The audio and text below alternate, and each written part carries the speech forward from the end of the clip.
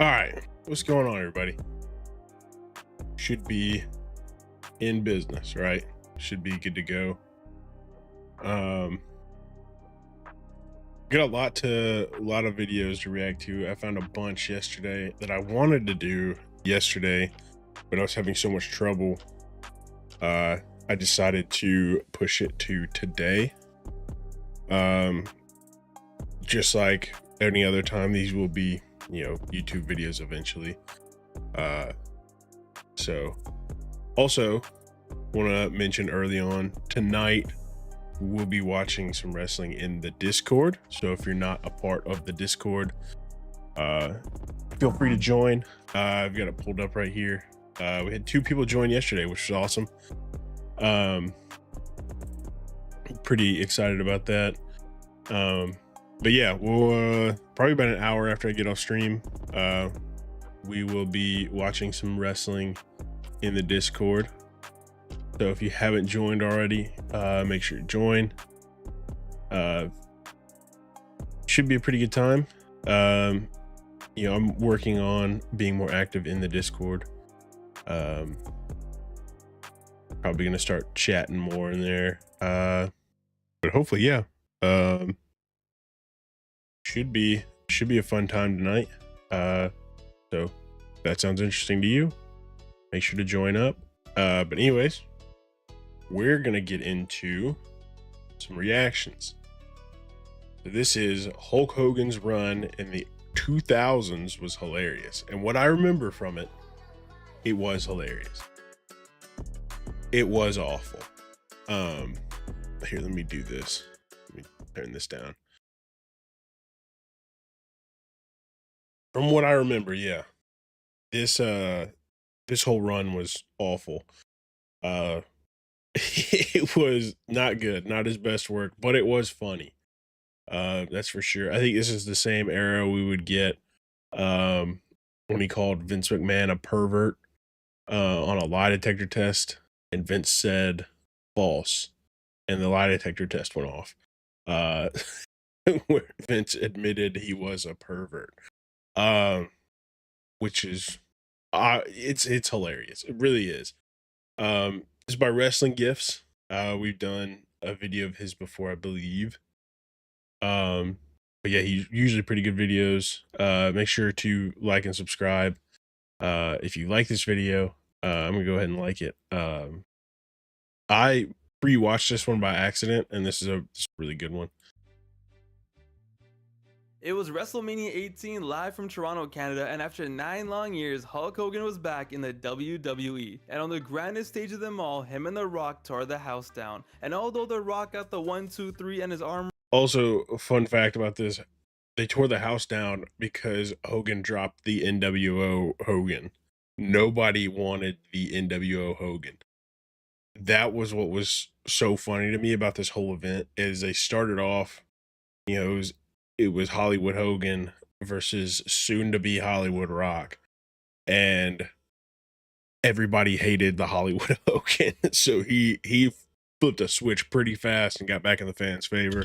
Even he knew that night that Hulk Hogan was the one walking out of Skydome, the real winner of the match. Because despite walking into the match as a heel, despite being booked to lose the match, despite being 49 years old, Hulkamania was about to run wild in the 2000s. And for the next 4 years, a brand new generation of wrestling fans were about to get the ultimate Hulk Hogan experience. From a world title win to That Doesn't Work For Me Brother and everything in between, Hulk Hogan's run in the 2000s. That Doesn't Work For Me Brother has always been a hilarious joke to me. I know it's like a real thing, and he would actually do this, but it's a great meme. It's a fantastic meme. It was so damn fascinating and so damn hilarious, it definitely deserves a look back at.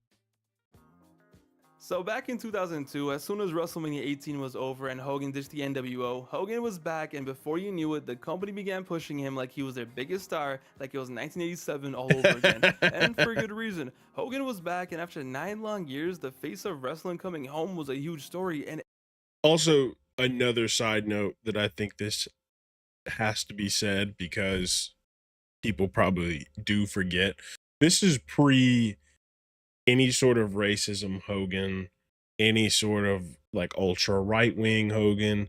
This is before Hogan was a bad person. This is when we still thought Hogan might be a good guy. Um, this is before nobody really wanted to see Hogan on TV. Hogan was still a household name at this point. Every week, the crowds were going crazy for this man. It was as if Elvis had come back from the dead or something, and he basically did. And once he brought back the red and yellow, it was a wrap, because the next thing you know, despite losing at WrestleMania 18, despite being a 49-year-old man with bad hips, bad back, bad everything, Hogan Yeah, pulls bad off everything. arguably his greatest masterclass and walks back into the WWE, and a month after WrestleMania 18, beat Triple H for the WWE Championship. Triple H, the man who at this point had cemented himself clearly as Vince's one and only son, sorry Shane, his golden child, the man who had just had Yo. Oh, he did not have to go that hard on Shane.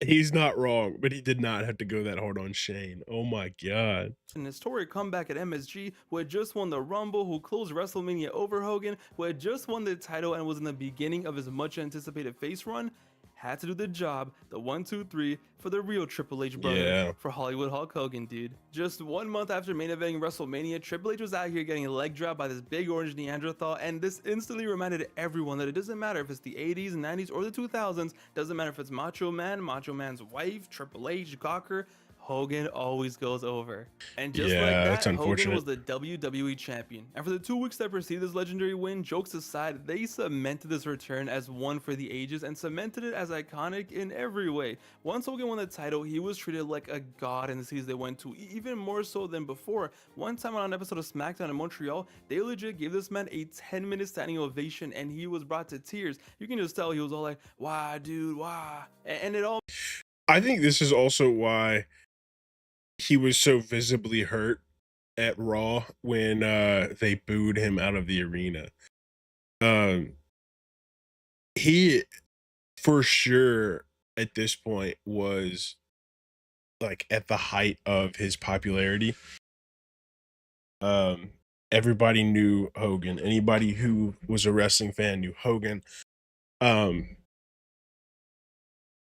and to come out now to this same crowd that knows Hogan and to get booed, where the last time we saw Hogan, he was probably getting cheered, because I don't remember the last time I saw Hogan on WWE TV, but the chances of him being cheered are pretty high relative to what it was Monday. And I do not feel bad for him. I will say that without any sort of hesitation, I do not feel bad for him. Kind of a slime ball, kind of a dirtbag guy. Not a fan. So, but I do see why he would be so disappointed in the Monday Night Raw audience after all made sense this. because it was like, damn, all these kids who grew up with Hogan finally get to see him in the red and yellow again, back home in the company where he belongs. And it was before we knew he was a racist piece of shit, but this was Hogan Fair. on top Yep, again. exactly. All the Hulkamaniacs were now older, and he was back in the company that he helped make. It was generational. But once the ovations wore off, so did a lot of the luster, and eventually kind of hit everyone that this 49-year-old buffoon is the WWE champion. This was also when Flair was like on his last legs with the company as well. And these are just two guys that can't give it up as much as they need to. Like Flair was talking about not too long ago having one more match in him. That brother can't walk. I don't know where he thinks he's gonna have one more match in him. There's a video of him putting on his boots, saying it fit like a glove. Like, no, put those away. Put those like in your closet somewhere. Leave those be. We do not want you. Nobody wants to see this. Your last retirement match and the retirement match before then were bad enough. Like, let's, cut it clean. You had your time.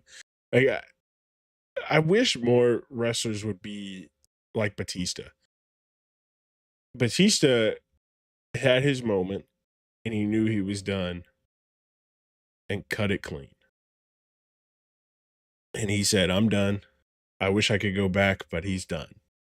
He's moved on to much greener pastures for sure. But Hogan and Flair cannot let it go because it's all they have.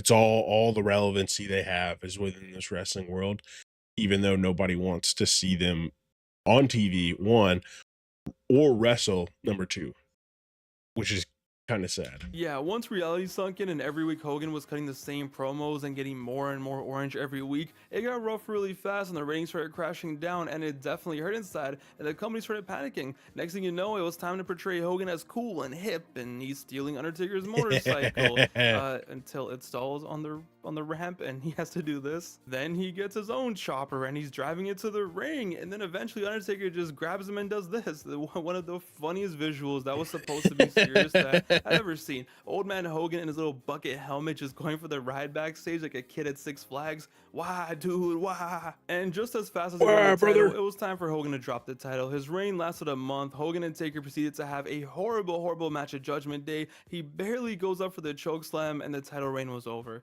But honestly, it was the best thing that could have happened for Hogan. He had the title run, Really? the fans Yeah, it really loved was. and once the title was dropped, it was like, hey, no more pressure. And for the next few months, he just kind of did his thing. For the rest of 02, he just kind of vibed out. He had a bang with Angle on pay-per-view. He teamed up with the Edge and won the tag team titles. Fans still went crazy for him every week. He beat up Vince. His 02 run, honestly, was pretty fire. Other than the Taker match, it was one heck of a nostalgia run. So when you look at Hogan's run in the 2000s, 02 was no doubt easily the best year. A classic, iconic run that of course came to an end in the most Hogan way possible, when Hogan decided to leave because the company didn't want him to beat Brock Lesnar for the title at Survivor Series 02.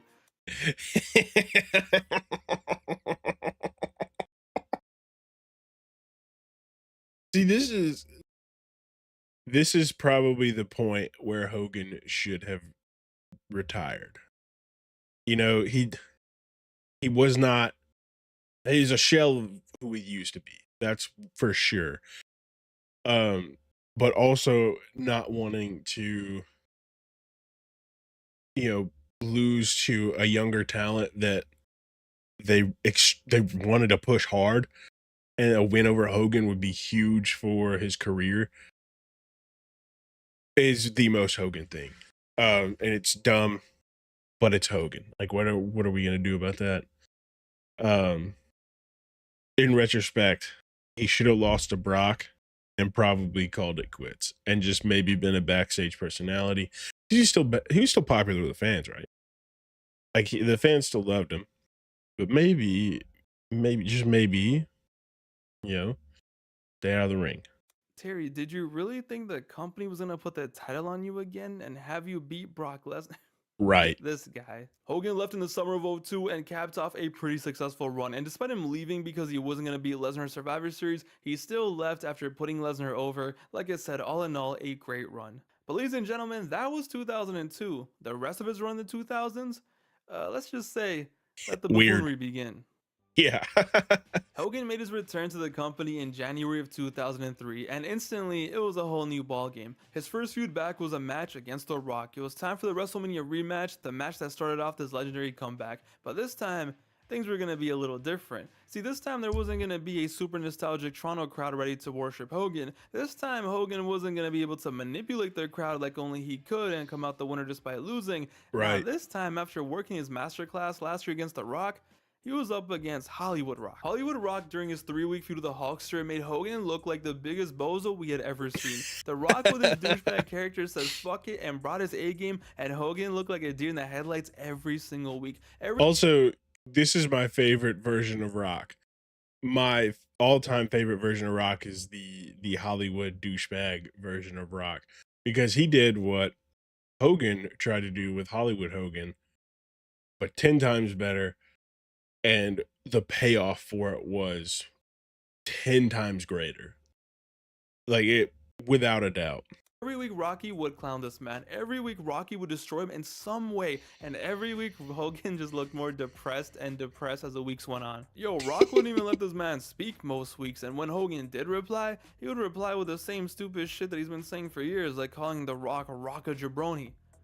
You called The Rock Rocka Jabroni? It got so bad and disrespectful. It got to the point where Hogan, probably in all honesty, should have just shot The Rock. And it all led to No Way Out.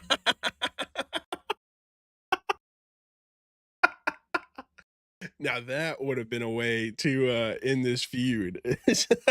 Hogan just pulling out a 9 and popping Rocky.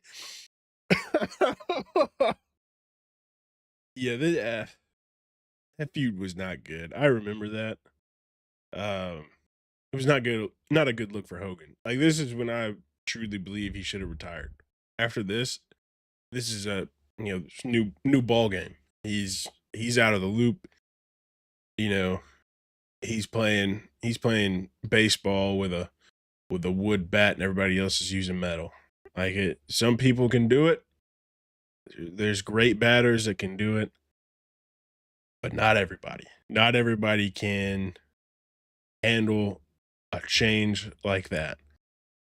And Hogan is for sure one of them. 2003, where Hollywood Rock was one-on-one against Hogan, and he just trolls this man the entire match. Hogan just got clapped, not physically, but in every other way possible. The Rock was so in his bag this night that the same crowd who was booing him when the match started, they were all over him by the time it was over. And in short, The Rock 100% got his lick back on Hogan. Why, dude? Why? So with Hogan absolutely getting embarrassed by The Rock, as was designed, to be fair, it was then time for his Mania feud, and it was then time for a match between the two biggest psychos the wrestling world had ever seen and ever will see: Vince versus Hogan. What a time it was! Yeah, this to was be a alive. weird Two time. 50-year-old men.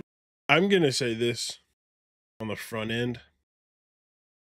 I never thought Vince should have gotten in the ring. You know, he's supposed to be, boss for a reason, right? Not saying the boss shouldn't wrestle, but the boss definitely shouldn't be involved in feuds, and most definitely shouldn't be involved in title feuds. Like Vince held the championship belt at some point, and it infuriated me because why is he holding the belt when there is a locker room full of wrestlers that would benefit from holding it, but Vince had to get his moment.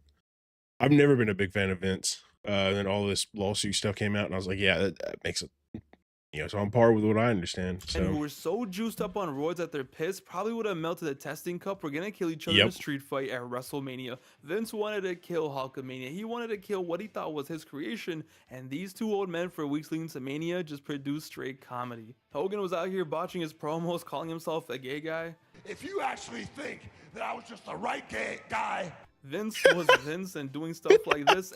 That's so funny knowing how he feels about the gays now, the LGBTQ community. He said that on live And this TV. was it. 20 years in the making. Hogan versus Vince at WrestleMania. And yo, these two crazy killed each other. Yo, what can I even say? This match is a banger. See, before we had Jake Paul to give senior citizens CTE, we had them do it themselves at WrestleMania, and we had Hogan and Vince on pay-per-view giving each other so much CTE, it didn't make any sense. Say what you want to say about these two idiots, because they are definitely idiots. But these two juiced up maniacs back in 2003 on this night, they understood the assignment and they killed each other. This They're out match here was swinging good, I chair will admit. shots, bleeding everywhere. The crowd was going wild. Vince McMahon thought he was Matt Hardy at one point and decided to do this. This match had no reason to be this fire, but it is a classic in every way. Only in wrestling would you ever see anything like this. And after 20 minutes of just amazing nonsense, Hogan got the 1, 2, 3, and Hulkamania was gonna live on forever. And Right, this is the only way that match could end, right? Like that's the only way this match could have ended. It was with Hogan winning. If Vince wins, it looks stupid. But yeah, like if Vince is in a match, he should lose every time, 100% of the time. He should never win because he should never be better than the best wrestlers in the world, right?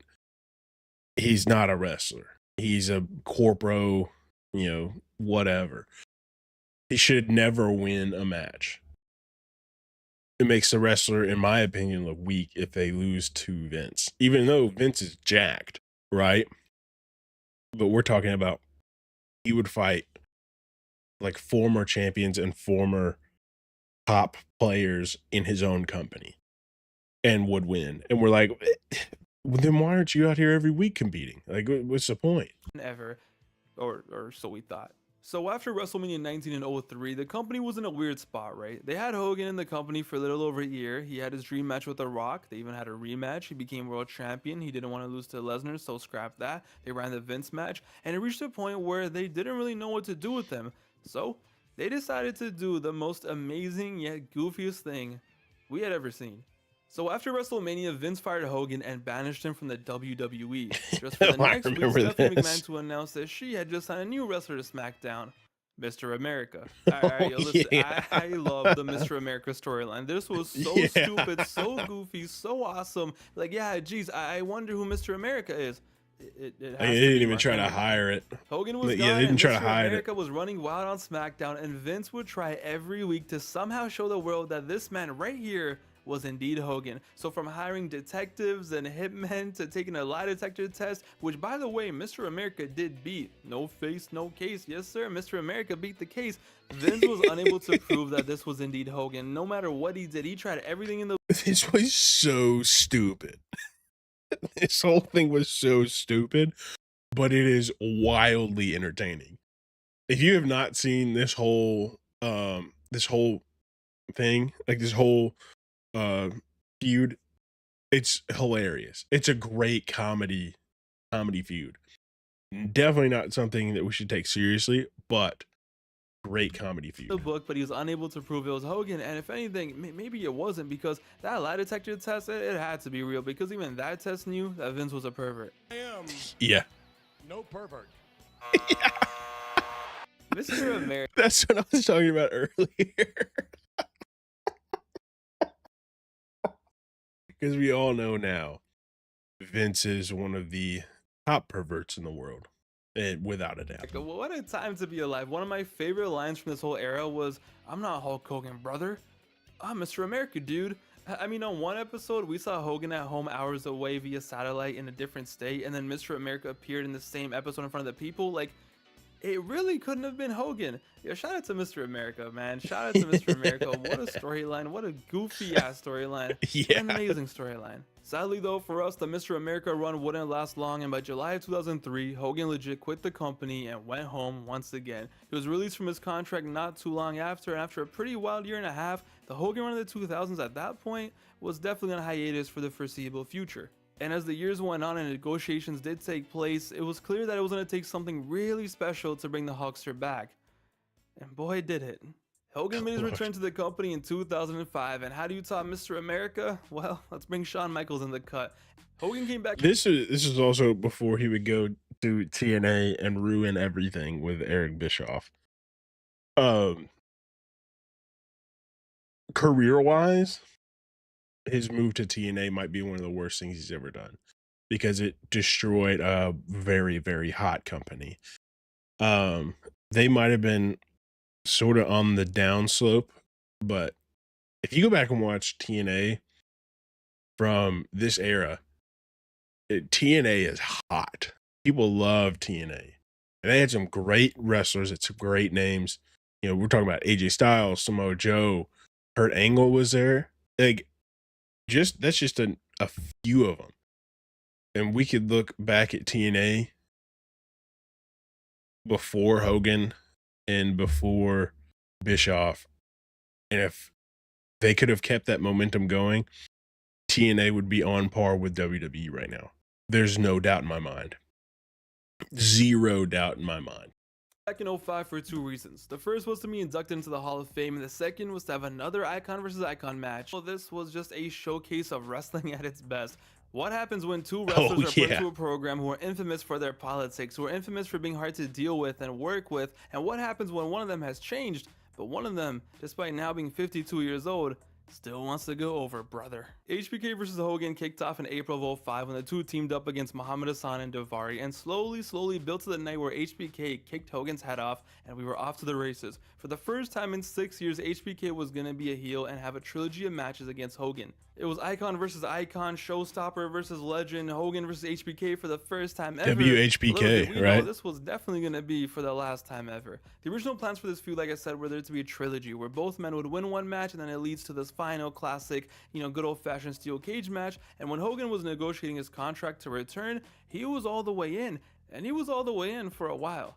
So the feud kicked off and HBK was healing it up. He was dressing up as Hogan, embarrassing him, getting all his shots in, and for a month we got the old Shawn Michaels. It was 90s Shawn Michaels back again for a month or so, and the feud was hot, but this build-up kind of shows everything you need to know about Hogan. See, in the build-up, Hogan didn't do anything memorable, he didn't do anything special, he was totally fine with being embarrassed, Yeah. you know, Hogan dissing his family, dissing him, making fun of him, dressing up as him. He was down for it all.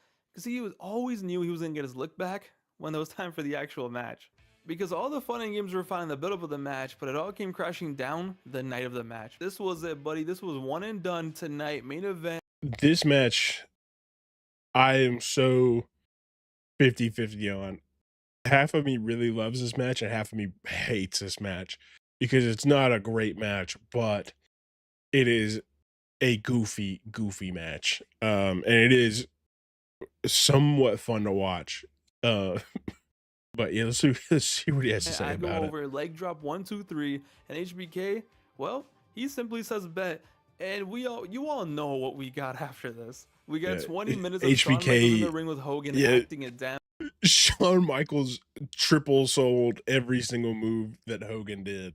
And so he's just flipping and flopping and all over the ring and the floor, and bro, everything he does, Shawn Michaels is doing like a triple backflip. He takes a punch, he's almost knocked And out. fool, Like doing it's so whatever funny. he can to make a mockery of the match, overselling like his life depended on it, overselling like he was on crack again, like it was 1997, flips and flops and just everything you could imagine. What was supposed to be icon versus icon, it became an iconic wrestling meme that's gonna last forever and ever. There Right, is yeah. nothing better than Hogan hitting the boot and HBK just dying, and you can just tell by looking at Hogan's face, even he's just like, what are we doing here? Hogan goes away for 2 years, comes back, and this is what he ends up in. And then the funny thing is, we all look at HBK as a legend for this. We're like, wow, HBK really stuck it to Hogan. He really did what he wanted to do. You know, shout outs to HBK for not giving Hogan the match he wanted, but the match he deserved. But it's like, we all know deep down, Hogan doesn't care about anything. Yo, Shawn Michaels could have done anything he wanted. Shawn Michaels could have took his pants off and just started pissing everywhere. Hogan would have not cared. Embarrass him, embarrass his family. So Right. Hogan, all he wants is the 1, 2, 3. Yeah, Hogan only cared about wins in a company that the wins don't actually matter that much, which is hilarious. Like nobody is cataloging wins in this company. You get chances and you can do great things and still have a losing record. Like that's the crazy thing. You can be in these high spots, these big matches, and face off for, you know, the championship with a losing record. And nobody cares as long as you're good in the ring. Hogan just wants the win, and that's what he got. And you just know Hogan had a blast because it's like, hey, I got the 1, 2, 3, brother. A SummerSlam main event for the ages. What a clown show. What a classic. Yeah, and once the dust settled, like I absolute said, clown Hogan show. still got the win away for another year, who hadn't wrestled in 2 years, got the win over a 40-year-old full-time wrestler who was putting on classics every single month with a solid 5 years. No.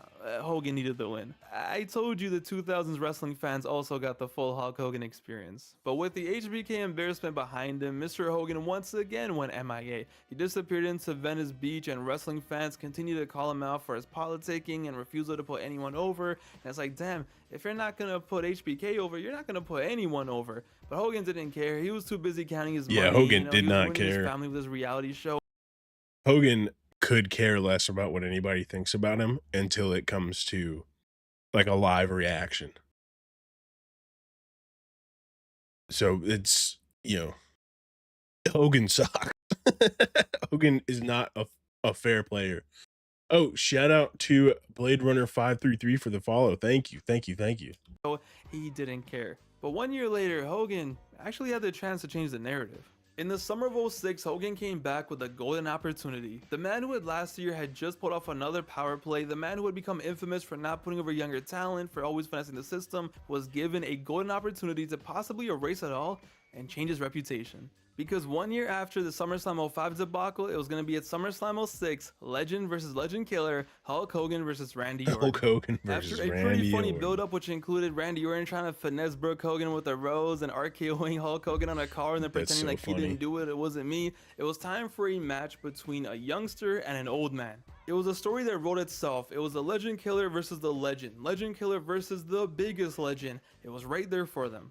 And at SummerSlam 06, it was time for the match. Now, granted, this match wasn't that hyped up, not at all. This was far from HBK versus Hogan. This was not a main event match. Hell, this was nobody a random actually match in the middle remembers of the this show. match. It wasn't even I know people remember this feud because of the RKO into the car, because it was hilarious.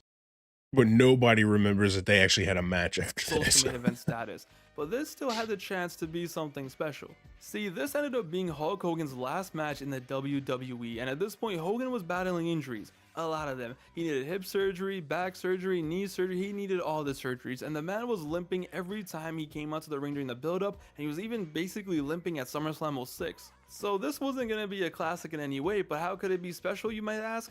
Well, maybe he might put over the Legend Killer. Because even if he thought Yeah, this he's not wasn't gonna put be his over the last Legend match, Killer. He knew this was going to be one of his last matches. He needed all those surgeries. He was so hurt. If anything, all those reasons just added to why Randy should have hit him with the RKO and get the win. Nobody wanted a classic. Nobody needed a classic. But maybe Hogan for once could do the right thing. Randy at this point was the Legend Killer, right? He was the man who destroyed countless legends, who went toe-to-toe with Taker and almost won the feud. He was 26 years young. He had Yeah. his whole future ahead of him. He was almost going to be a And look at Randy now.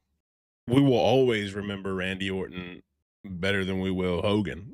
That's without a doubt 100% a fact. guaranteed Hall of Famer. There's no way he was going to fail, and what a win it was going to be for him to beat Hogan at SummerSlam and add him to the list of legends that he killed. Hogan was barely able to walk. He had all the bad stink of what he pulled last year with Shawn Michaels. With one simple loss right here, he could at least say, hey, yeah, back in 06, I put over Randy Orton, dude, a future Hall of Famer. All the stars were aligned for Hogan to do the right thing. 4 years into his run in the 2000s with the WWE, he had the chance to really add some points to his legacy, and all he had to do was lose. He couldn't do it. Sorry, dude. Leg drop 1, 2, 3, brother. Hogan beats the Legend Killer. Apparently, Randy was able to Couldn't kill do it. every other legend he ever came across, but couldn't kill the legend of the Beach Walrus. And in the most forgettable Beach 10-minute match in the Walrus. middle of SummerSlam 06, with a knee that barely worked, a back that barely worked, Hogan again got his damn win. And it's like, yo, are we really surprised? He took 2 bumps the entire match. That's gotta be false, like, right? Like, I don't remember this match very well. I've seen it. But taking 2 bumps in a match is insane. That's absolutely insane. Hogan with a body that barely works, who by the way looked depressed the entire match. You can see it on his face. Even he looked depressed, so of course Randy looked depressed, but Hogan still couldn't lay down for Randy, the 26-year-old Legend Killer. Are we really surprised? I mean, how does the saying go again? Hogan is the type of guy to sleep on top of his blanket because he doesn't want it to go over him. And yo, to me, the funniest part about this is this was a 10-minute match, right? So it wasn't Doesn't an want it epic to go match. It over wasn't him. some back and I forth just got classic. that. This was nothing. This was a nothing match, but still. Terry, did you really have to kick out of his RKO? I can't. He just had to kick out of the RKO and then win like 2 Yeah, minutes. he had to kill the finisher for a young talent. Why? Like, I don't. That doesn't make any sense. You know, it's Hogan being Hogan. Look at the braces, bro. Does not look good on Hogan. Look cool on Austin. Does not look good on Later Hogan. in a 10-minute match. What are we? I can't. Hogan at this point was shameless. Honestly, Hogan was always shameless. Hogan got the win, and this ended up being his last WWE match ever. And in an Thank God. industry where you usually give back to the industry on your way out, where that is the standard more often than not, nah, leg drop, dude. Obviously, in the grand scheme of things, it's like it's funny to laugh at because did it really matter for Randy? Not really. His career went on No. fine. It probably went the same had he won anyway. But still, it would have added so much to Hogan's legacy for putting Randy over, and it still would have been cool. Like, yeah, It would have definitely helped people's perception of Hogan if he put Randy over. Because Randy's getting hot at this point. Randy obviously is going to be a big name. Very evident. It would have meant a lot for Hogan to put him over.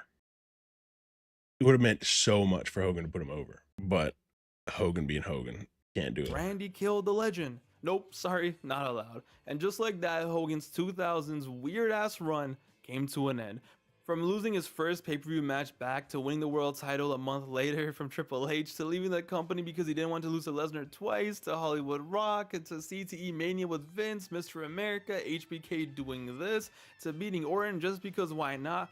Hulk Hogan in the 2000s, I told you, a whole new generation of wrestling fans definitely got the full Hulk Hogan experience. And looking back at it, it was hilarious. This is the It Hogan was that I grew funny. up on. This is the Hogan that I remember. And of course, during this run, I had no idea that this was going on backstage. Like when he was beefing HBK and Orton, I didn't really know. I didn't even know that HBK was overselling. But when you look back at it and when you really look at the backstage politics and everything and how it works, there is nobody who fascinates me more in the wrestling world and annoys me at the same time and just makes me laugh more than this guy. But jokes aside, what a run, what a masterclass. Broken back, 50 years old, doesn't matter. This guy always found a way to get his way in the wrestling He world. did. He always found a way to go over. Even when he was losing, he always found a way. What a guy. In 2009, after this, there were plans for a possible Cena versus Hogan match at WrestleMania 25, and honestly, thank God that didn't happen. Thank 'Cause the you just know Lord. that somehow this Oh buffoon my would have found a way to win that match. He probably would have taken Charles Robinson's like family hostage backstage or something, and be like, "Charles, you better count that 1, 2, 3 for me, dude," and he would have went over. Well, what a guy! It's your boy Pav. Thank you for watching. Thanks for supporting. WPAV. Yeah, WPAV. Great video. Once again. Yeah, Hogan. Oh my God, Hogan. That's what I'm talking about. He thought he had one more match in him. And if we get another Hogan match, I might stop watching WWE, to be honest with you. Like, the last thing we need is another Hogan match. That is awful. We cannot do another Hogan match. We saw the crowd's reaction. We cannot do another Hogan match. We have got to separate ourselves from Hogan. No good Hogan. You know, he's going to find a way to get what he wants, regardless of era. Somebody's got to shut him down, because that's how he's going to stay on TV, and the fans are going to hate it. The fans already hate it. They know that the fans hate it. They didn't know. They know now. We've got to separate ourselves from Hogan. He did leave us with some funny moments, but yeah, we got to get away from Hogan. For the next one, I'm gonna take a quick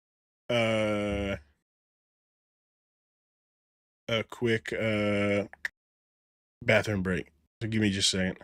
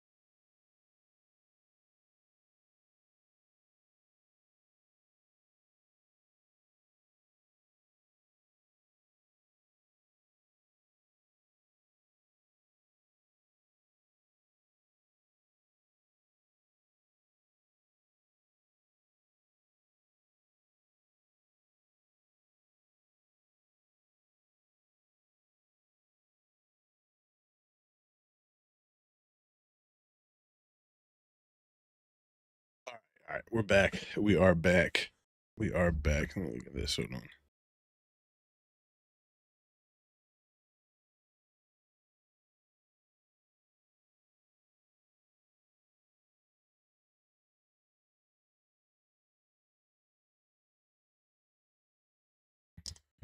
All right. All right. Getting back to it. Yeah, W video. Make sure to sub to Wrestling Gifts. Give it a like. He does some great videos. Big fan of Pav. Pav, if you see this, love you, buddy. Keep up the good work. We're gonna move on to Pinfalls and Pixels.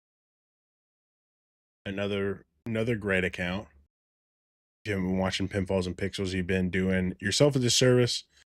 They're putting up some great videos. They definitely deserve more than the 7,000 subscribers. So please go subscribe to Pinfalls and Pixels. Give them a like. They do some great works. We're going to be looking at another Pinfall and Pixels video later on. But Pinfall and Pixels, must subscribe. Great videos. Great videos. Good topics. Very well done. But let's get into it. The riot that banned New Japan Pro Wrestling from a sumo hall. Vader's debut. Now, if you don't remember Vader, you're missing out on one of the best big men to ever do it. We look at Bronson Reed.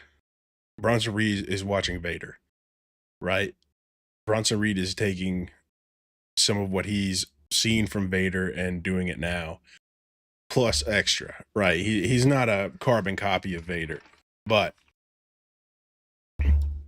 you know, we're looking at Vader as an inspiration for Bronson Reed. Vader is absolutely insane, and he is one of my all-time favorite wrestlers, without a doubt. I love Vader so much. I'm a big fan of Vader. So let's watch this. This is Pinfalls and Pixels, where wrestling meets gaming. Shocking.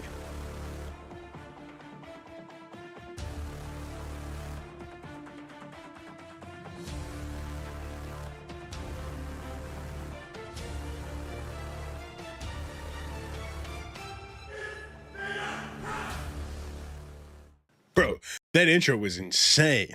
That was awesome. Hell yeah. I mean, has that ever happened to anyone in the history of professional wrestling? When I beat him in 2 minutes, they got pissed off, legitimately. And they were rumbling and grumbling, and then they sit on pedals and they lit them on fire and started throwing them at the ring at me. And wow. So it got pretty scary. And so they ran me out of the ring, and then they said, no, you can't go to the locker room. Because I went to the locker room and they have cold beer there. Match was over, so I grabbed a cold beer and sat down and, was starting to unlace my boot. No, you have to leave. Oh, no. Because they were coming down the hallway, I guess. So they lit their seat cushions on fire and hurled them like frisbees into the ring.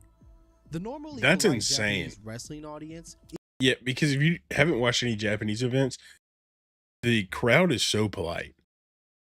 Like they're pretty quiet for the most part on a lot of different things. They'll clap and cheer for high spots, obviously, but yeah, it's like as far as regular striking, grappling, whatever. At the end of a grappling series, they'll clap. But yeah, for the most part, they're very quiet, very composed, and just enjoying what they're watching. But yeah, this is crazy. Police were called, and it took over an hour to restore order. But what could possibly provoke such a reaction? The answer lies in the shocking debut of Big Van Vader, a night that would forever change professional wrestling history. By 1987, New Japan Pro Wrestling was facing stiff competition. Antonio Inoki, the company's founder and in-ring star, had built his legacy on a foundation of strong style, a philosophy that blended traditional wrestling techniques with the intensity of martial arts strikes and submission holds. emphasizing realism and discipline in the ring. But New Japan's dominance was fading. Rival promotions This is also during an insane time in wrestling history. With All Japan, New Japan. New Japan had a split with Inoki and a handful of people that he had trained and his followers moved to create All Japan, which All Japan is still around today, but it is nowhere near the promotion it used to be. All Japan used to be, right there with New Japan. New Japan and All Japan were very, very, very, very close in relation to how good the product was and how good the wrestlers were. I think All Japan, we get Pro Wrestling Noah out of All Japan because there was another split. And now Pro Wrestling Noah is doing better than All Japan. But like I tried to watch All Japan and it's so hard to watch in the US. And I think that's where their big problem is.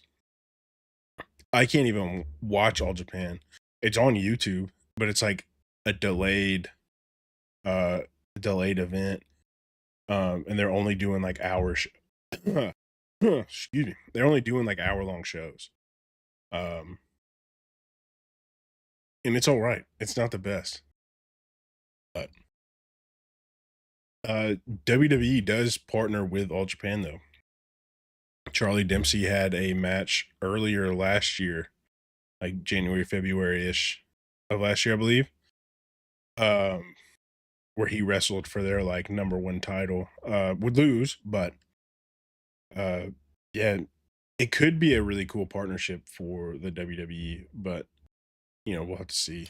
All Japan Pro Wrestling was surging in popularity thanks to its effective use of international stars like Stan Hansen Yep. and Bruiser Brody, who Yep. brought a unique blend of physicality and charisma that captivated Japanese audience and contrasted with New Japan's more traditional approach.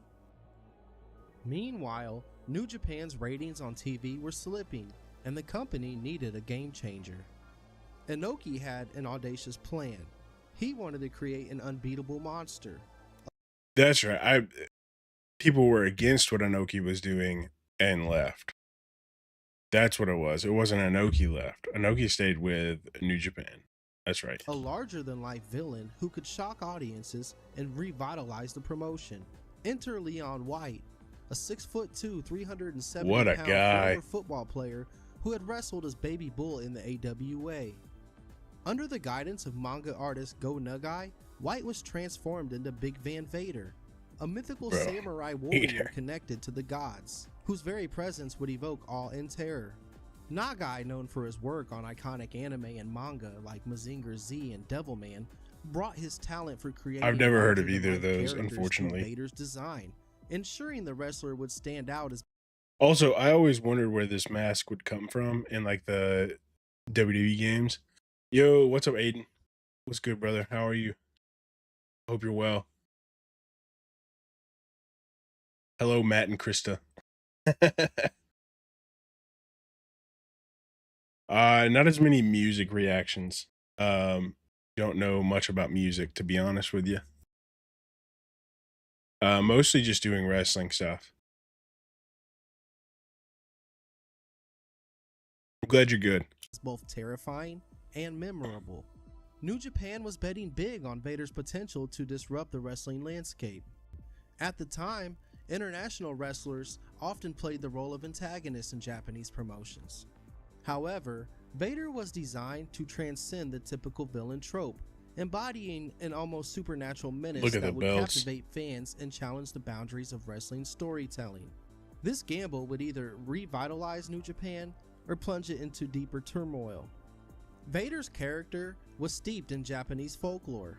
Inspired by ancient samurai legends, his backstory painted him as an unbeatable warrior who fought battles so fierce that only death could defeat him. His imposing That Vader bomb looks awful. It looks like it hurts so bad. There's no part of me would ever want to take a Vader bomb, especially from a guy who's like pushing 350 and it's solid. It's not a flabby 350. Like you're not getting a lot of cushion out of that. Metallic helmet, resembling ancient samurai armor, became an iconic part of his entrance. Equipped with CO2 tanks and glowing eyes, the helmet released dramatic bursts of steam, creating a spectacle that felt both futuristic and mythological. The meticulous effort put into Vader's design was groundbreaking.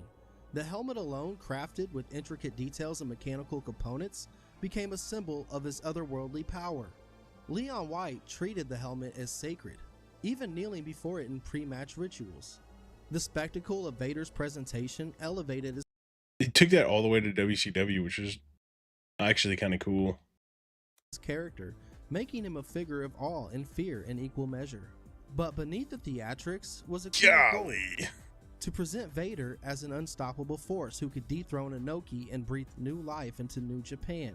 The mythology surrounding Vader's character, combined with White's imposing physicality, created a package that was unlike anything Japanese wrestling fans had seen before.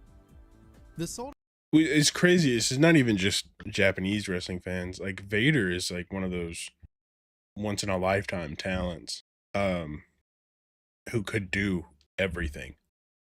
He was tough as nails. He could take a hit. He could fly. He could grapple. He could run. He could do whatever he needed to do.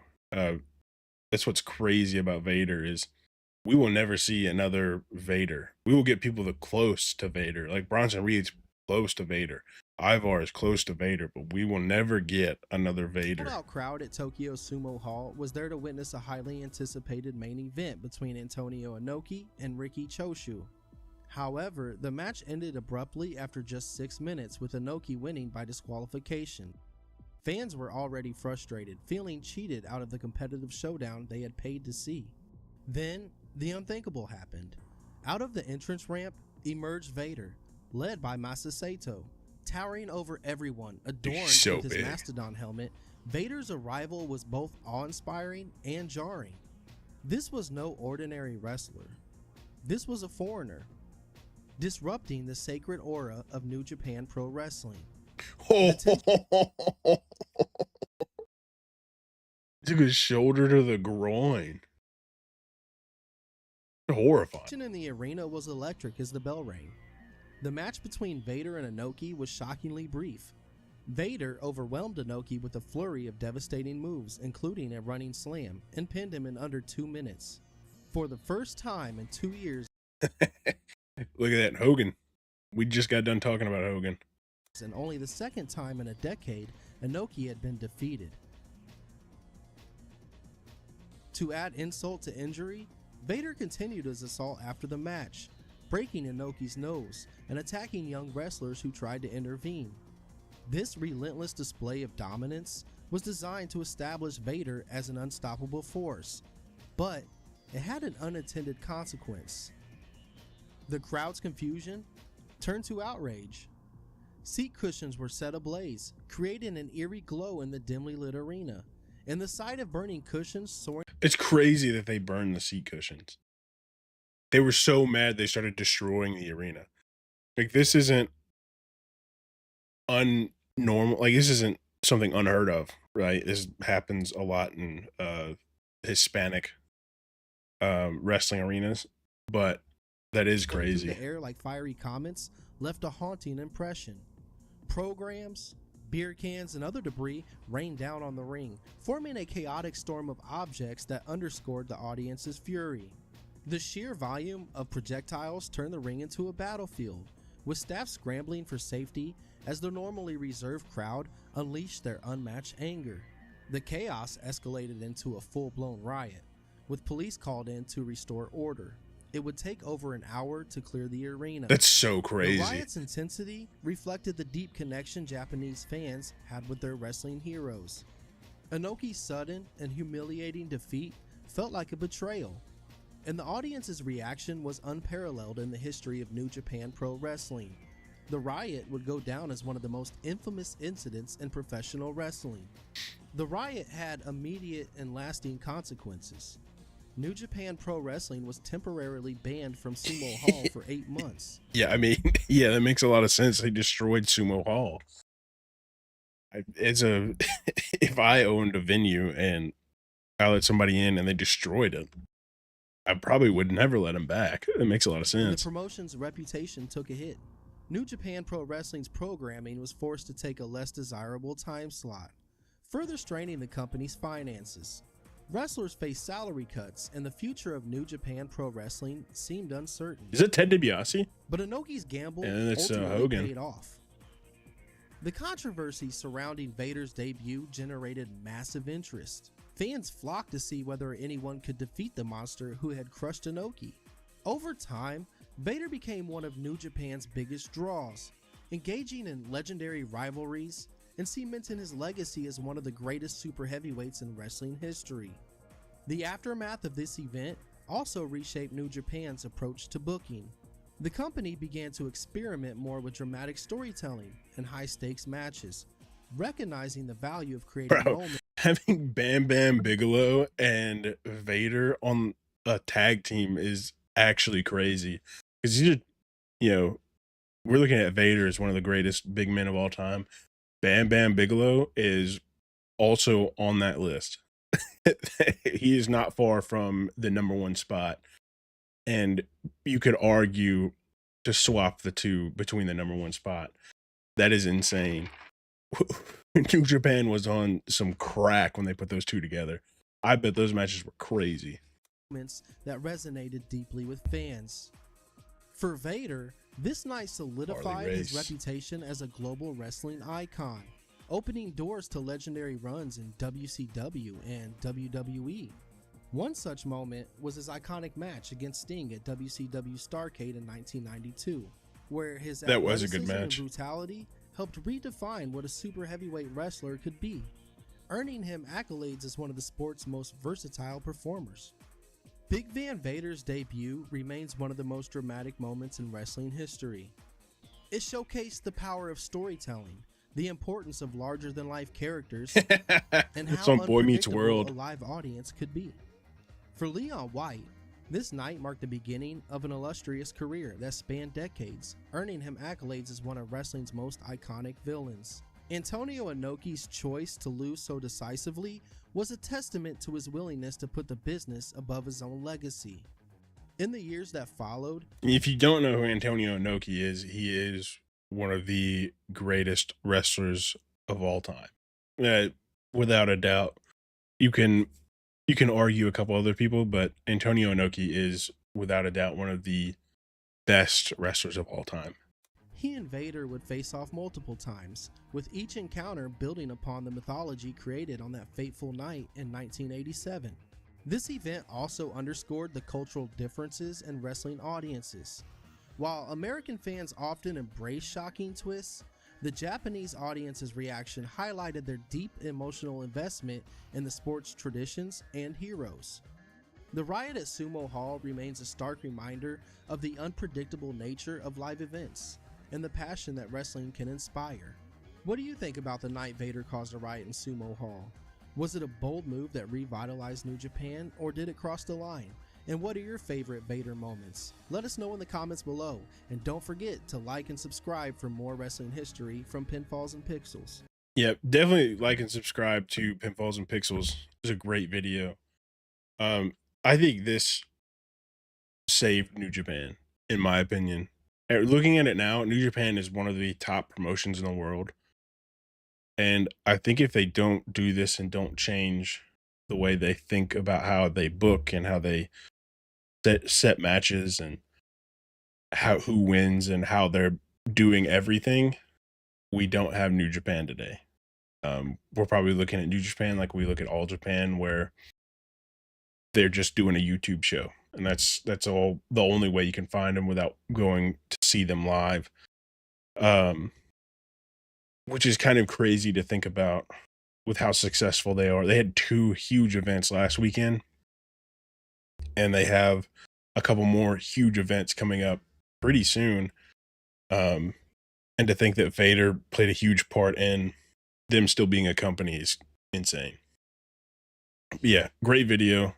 It is linked in the Discord if you want to go watch it for yourself. But yeah, W video. Moving on CM Punk up to Wrestling Premiere.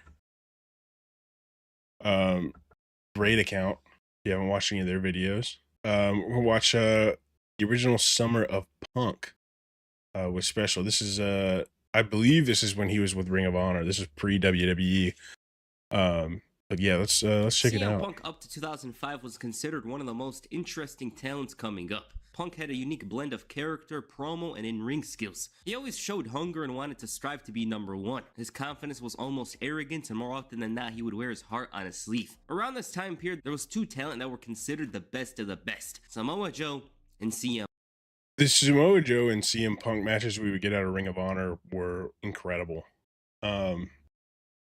Amazing matches. I have Honor Club just to watch CM Punk and Samoa Joe. I'm watching other stuff for sure, but that is my main like focus. CM Punk. These two were bound to land a big money move in the near future. For Joe, it ended up being TNA. CM Punk, though, had things a little open. He was considering returning to TNA. WWE was a big name, though, and always had the advantage, because at the end of the day, WWE is WWE. They had shown some interest in him, but it wasn't much. That would change after a tryout match. He featured on Sunday Night Heat, and that was enough for WWE to offer him a contract. CM Punk's name generated enough interest, not to mention he was considered the Triple H of ROH. It seemed as if he was going to Triple H of ROH nice. after Death Before Dishonor. This was going to be his final match, and it was for the ROH World Championship. His opponent was Austin Aries. He received a warm... Oh, Lord have mercy, not Austin Aries. And if you don't know who Austin Aries is, I actually think we might have a video of that coming up.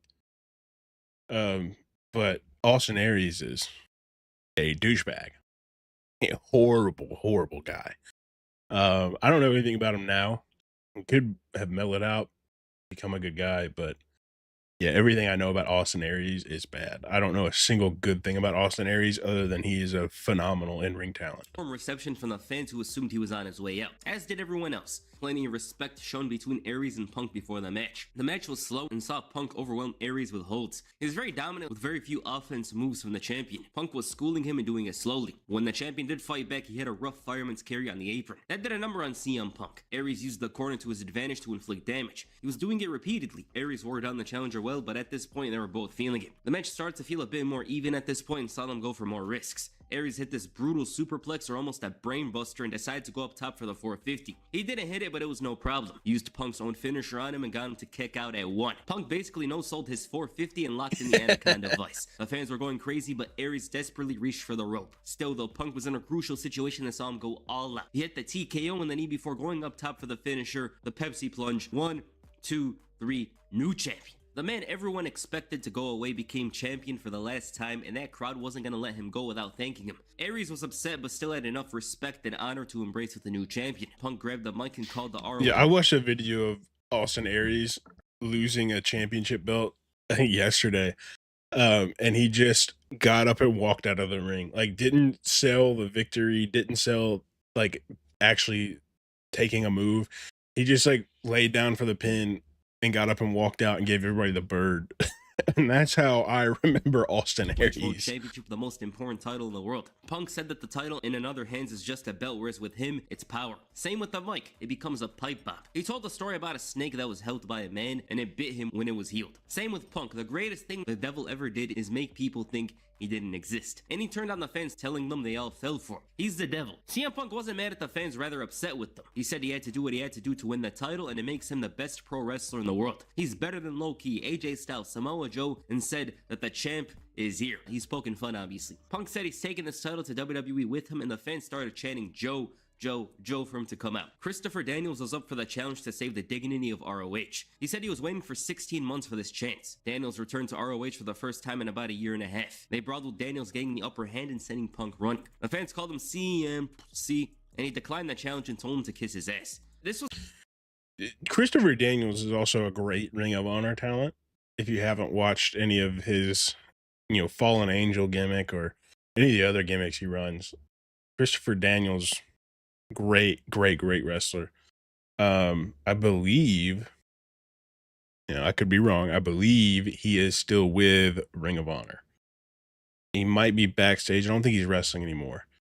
But I do believe he's still with Ring of It was a Honor. great first moment for the story. CM Punk at his core is the devil, and he didn't make any doubts on that. It's just the fans were too gullible. The match itself was great and had a lot of energy behind it. Punk was mostly in control throughout it and played the great role of a fighting babyface. It's just funny how he quickly did a 180 and became a huge villain by the end of the show. He started coming out to Cult of Personality at the time. CM Punk went into detail about why he did what he did, and he came out wearing a suit going all corporate. The news of him signing to WWE was well known. He told a story about the time where ROH and TNA stopped their association, and the story about how he stopped being cool with AJ Styles. Punk chose to stick with ROH after that and had a lot of issues with the fact that people don't appreciate him. Daniels and Styles left this place for TNA. They didn't stay around. Even Samoa Joe and Low Ki. Punk's bitterness was on display here. The fact that they're craving non-stop action from And those were the big names of Ring of Honor, right? Like Punk, Joe, Low Ki, Styles, Danielson. Those are like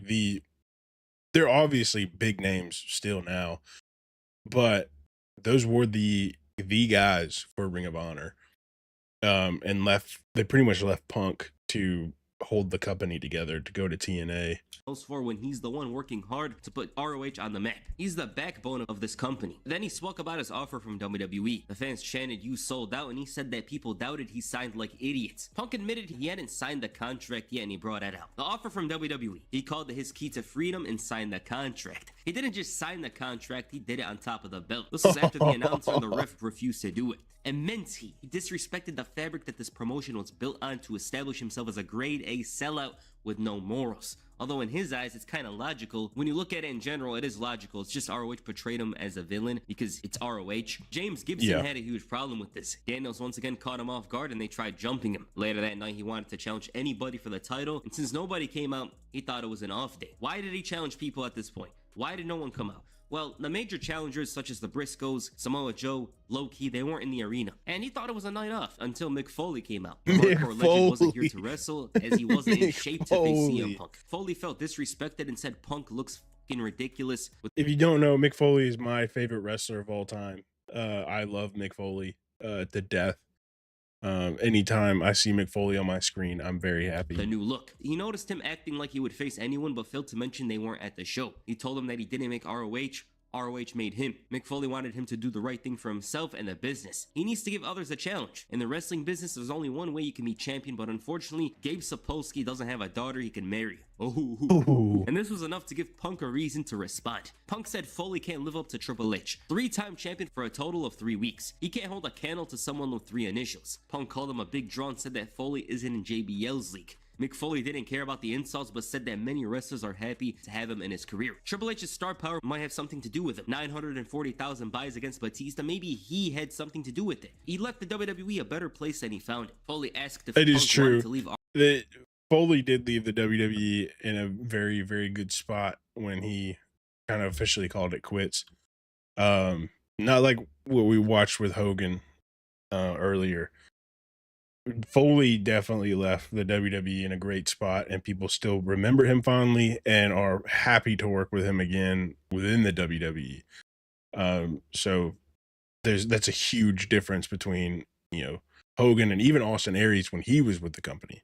ROH as the guy that had 5-star matches with Samoa Joe, or the guy that stunk up the place when he left ROH. CM Punk thought he did enough for ROH, but he understood what he said. So he wanted to face a young upstart, someone that beat him in the past. So he called out Jay Lethal. Punk gave him the chance at the title. He had the entire crowd on his side. Lethal quickly overwhelmed Punk with the Dragon Suplex and had the match won, but Punk fell to the outside. The challenger left him dazed. Jay Lethal was dominant throughout this one, and Punk had to throw him on the ropes to take control. He slowed down the pace and wore down Lethal with strikes and holds. He had a lot of fight, and Samoa Joe came out to motivate him. Jay Lethal put up a fight, but CM Punk shut him down and made a mockery out of Samoa Joe. He hit the muscle buster and beat Lethal with the sleeper. They almost fought, but when Foley came out, Punk took advantage and quickly made a run for it after James Gibson came out. Decent match, this match wasn't much. It was just there. It was just another part of the story. It wasn't much. The next night, Punk interrupted the show. James Gibson was wrestling and he turned off the lights. CM Punk took great offense to him coming out after his match, and he wanted to teach Roderick Strong a lesson in his match later on. Punk called the fans puppets and said that it's going to be a non-title match. But then Mick Foley came out again.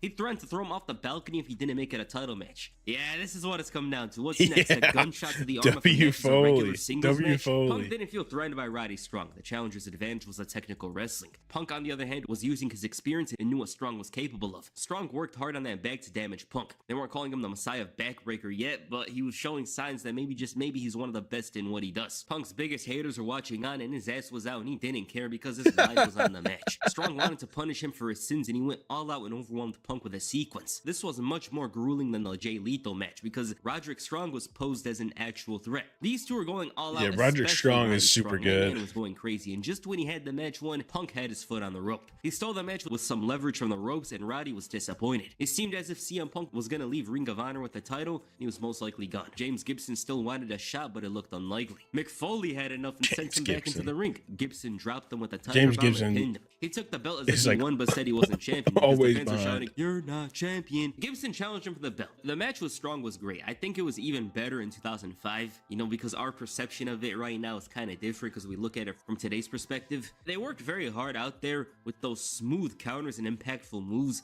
It felt like whenever someone hit a clothesline, it took a lot out of them. It could have been the moment where one of them won the belt. That's how good it was. You know, like you didn't know what move was gonna end it. Punk still made fun of James Gibson and called him a redneck. The match was on and the champion said that he's gonna ruin his dreams. Sure, he's a great wrestler and maybe even the MVP of ROH that year, but he never wins those great matches he has. Sunday Night Heat chant intensifies and I was laughing. James Gibson would be the best if it wasn't for him. He praised him and said he is a #1 because he failed against Austin Aries, Samoa Joe, and the only reason he gave him a shot was so he could tell his son that he can't win the big one. Gibson came out and sent him running, as is usual. So he told him that his time is almost up. He refused to see Gibson got Punk the John Deere disrespect the logo on his company, trunks. and the champion decided to take Oh my advantage of Gibson gosh. and attacked him right before their match was about to begin. Punk laid him out and told him that the title will never be his. Gibson was brutalized, but he still went out there. Punk assumed that he was going to be out, but he still had enough fight to be a threat. He went after the arm and Punk definitely felt it. He suffered, but Gibson was in a much tougher position. Through sheer will and aggression, James Gibson, though, made this a much even fight. The crowd went crazy when he hit the Tiger Bomb, but it still wasn't enough. Punk was starting to feel the pressure. It got to the point where Punk cheated to win, and he had to run away like a scalded dog, as they say. Great match. This is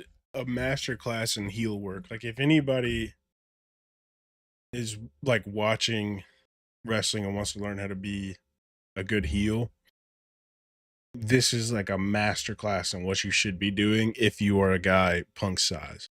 Like, if you're a guy Vader size, watch Vader. But if you're a guy Punk size, this is an absolute masterclass on what you should be doing as a heel. Once again, this one was a grueling battle. It took a lot out of both men. And the thing with these performances is that all the guys that face CM Punk, it feels like they really give it their all, and he just finds a way to outsmart them and get booed by the crowd. He bragged about the victory, but just when he's celebrating the win, Christopher Daniels reminded him of his next challenger. Daniels made his mark and held the title up, potentially signaling what's to come. This was Punk's best match of his title reign. He told Punk he could go to Raw, SmackDown, Heat, Velocity, Afterburn, but if he wants to hold the title, he has to go through him. Christopher Daniels got his chance at Philadelphia. The Fallen Angel seemed very likely to win the belt here because ROH had been positioning him as the guy to watch out for ever since Punk won the title. This was the slowest Right. match in the title reign. They took all their time with this one. They traded takedowns for a couple of minutes and were feeling out for a long time, and then they ramped it up very slowly. They were gonna go the distance. ROH is very famous for these 60-minute matches. With this one, it was good. They paced it well and preserved the best for later on. A referee drama happened during the match. After the suplex, they went crazy. Plenty of near falls, and with the time passed, it felt like any move could end it. Punk was even bringing out some of his old offense. They heard the 5-minute announcement and went even crazier. Punk tried using all his dirty tactics, but Daniels had them scouted. Back and forth, near falls, moonsault, the Anaconda Vice. Daniels had him with the Angel's Wing, but time ran out. That's how it ended once more. Oh my gosh. Honestly, going 60 minutes in a wrestling match is insane. You don't see that a lot out of WWE. They're like purposely done, and they're announcing this match is going 60 minutes. Yeah, Ring of Honor used to put on 60-minute matches regularly, which is absolutely insane.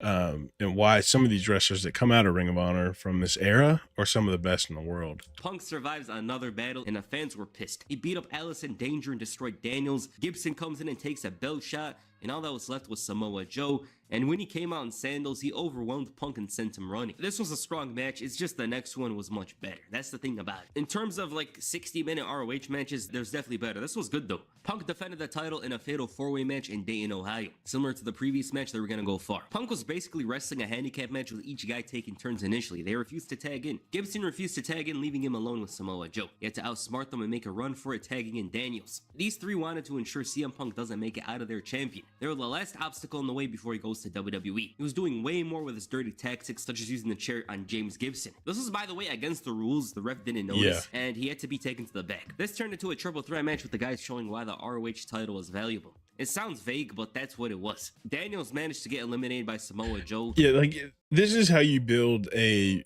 championship. You make it feel important by having long, hard-fought matches. This Ring of Honor championship would feel like very, very important after this whole stretch.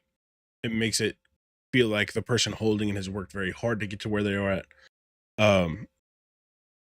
Sometimes with wrestling, especially with WWE, there's a litany of championships that have flopped because they didn't respect the gold. Nobody respected it because nobody fought hard for it, right?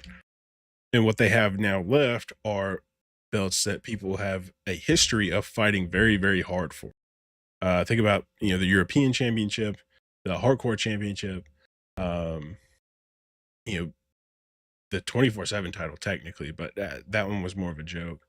Leading to a moment where Daniels gets involved and ends up costing Samoa Joe the match, and Punk managed to eliminate Samoa Joe, and the fans were stunned. Because at this point, it's like, he beat two of the biggest threats, and all that was left was James Gibson, and he wasn't even in the arena, as they said. The frustration from Joe after taking the kick that led to the elimination showed. They brawled here and back in the ring, even though Joe was out, and didn't mean things got easier for Punk, because James Gibson was back. He had the spirit of ROH behind him. A champion took a lot out of him with the TKO, but he was still in it. At this point, the ref didn't care if he used the chair. He did just that, but back in the ring, Punk dropped him with the Shining Wizard before going for the Anaconda Vice. Gibson still had enough in him to hit the Tiger Bomb, but it was one of the best kickouts you'll see. They started cursing the ref, so he hit a Super Tiger Bomb. 1, 2, 3, new champion. James Gibson finally rids Ring of Honor of the Second City Satan. In doing so, they reclaimed the most valuable prize in the game, the World Championship.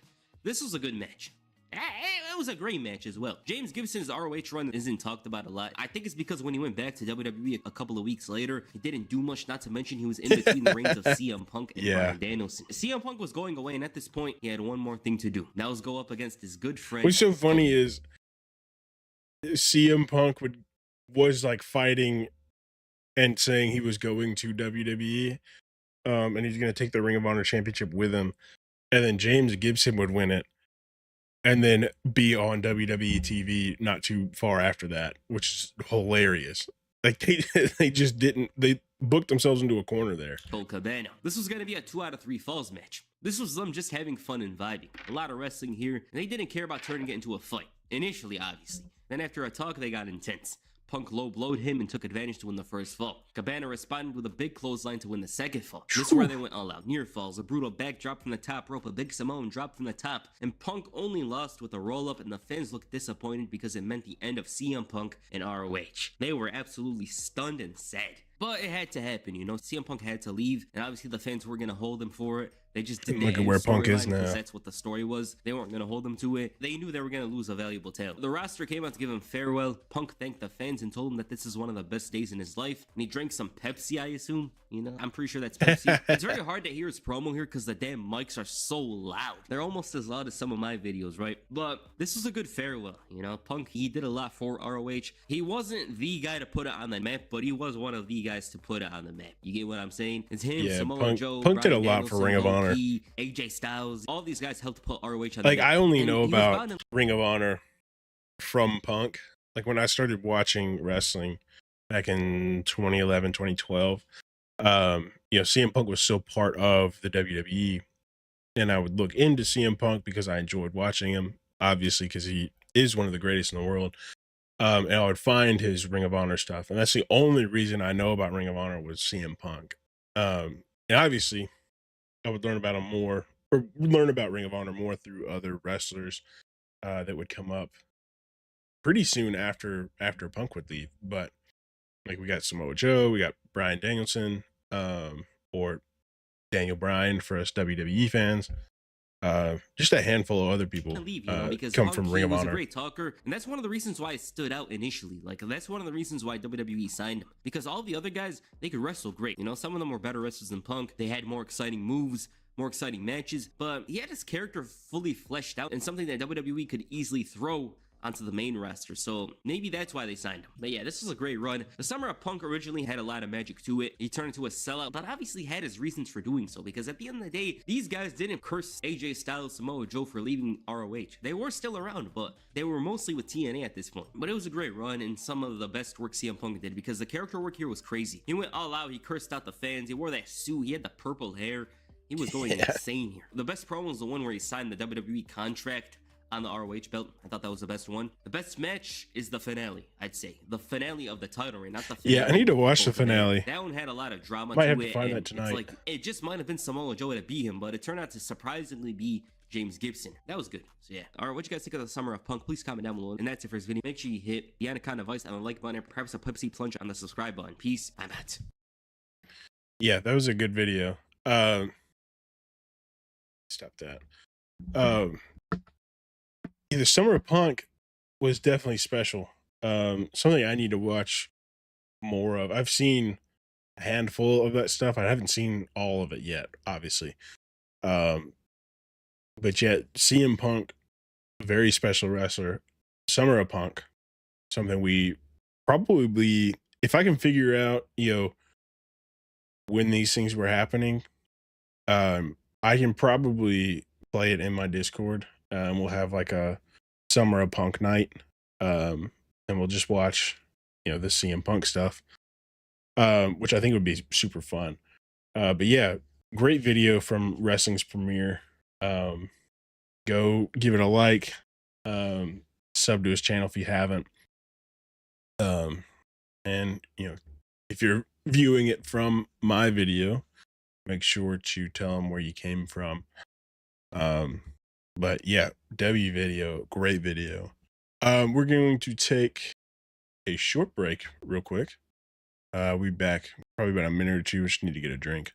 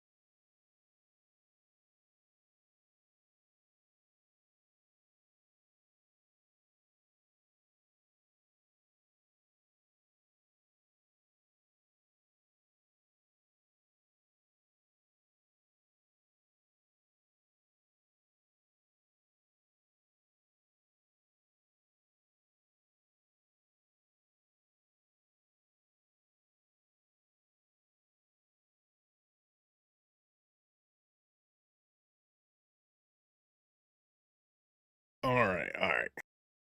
We are back. Hold on.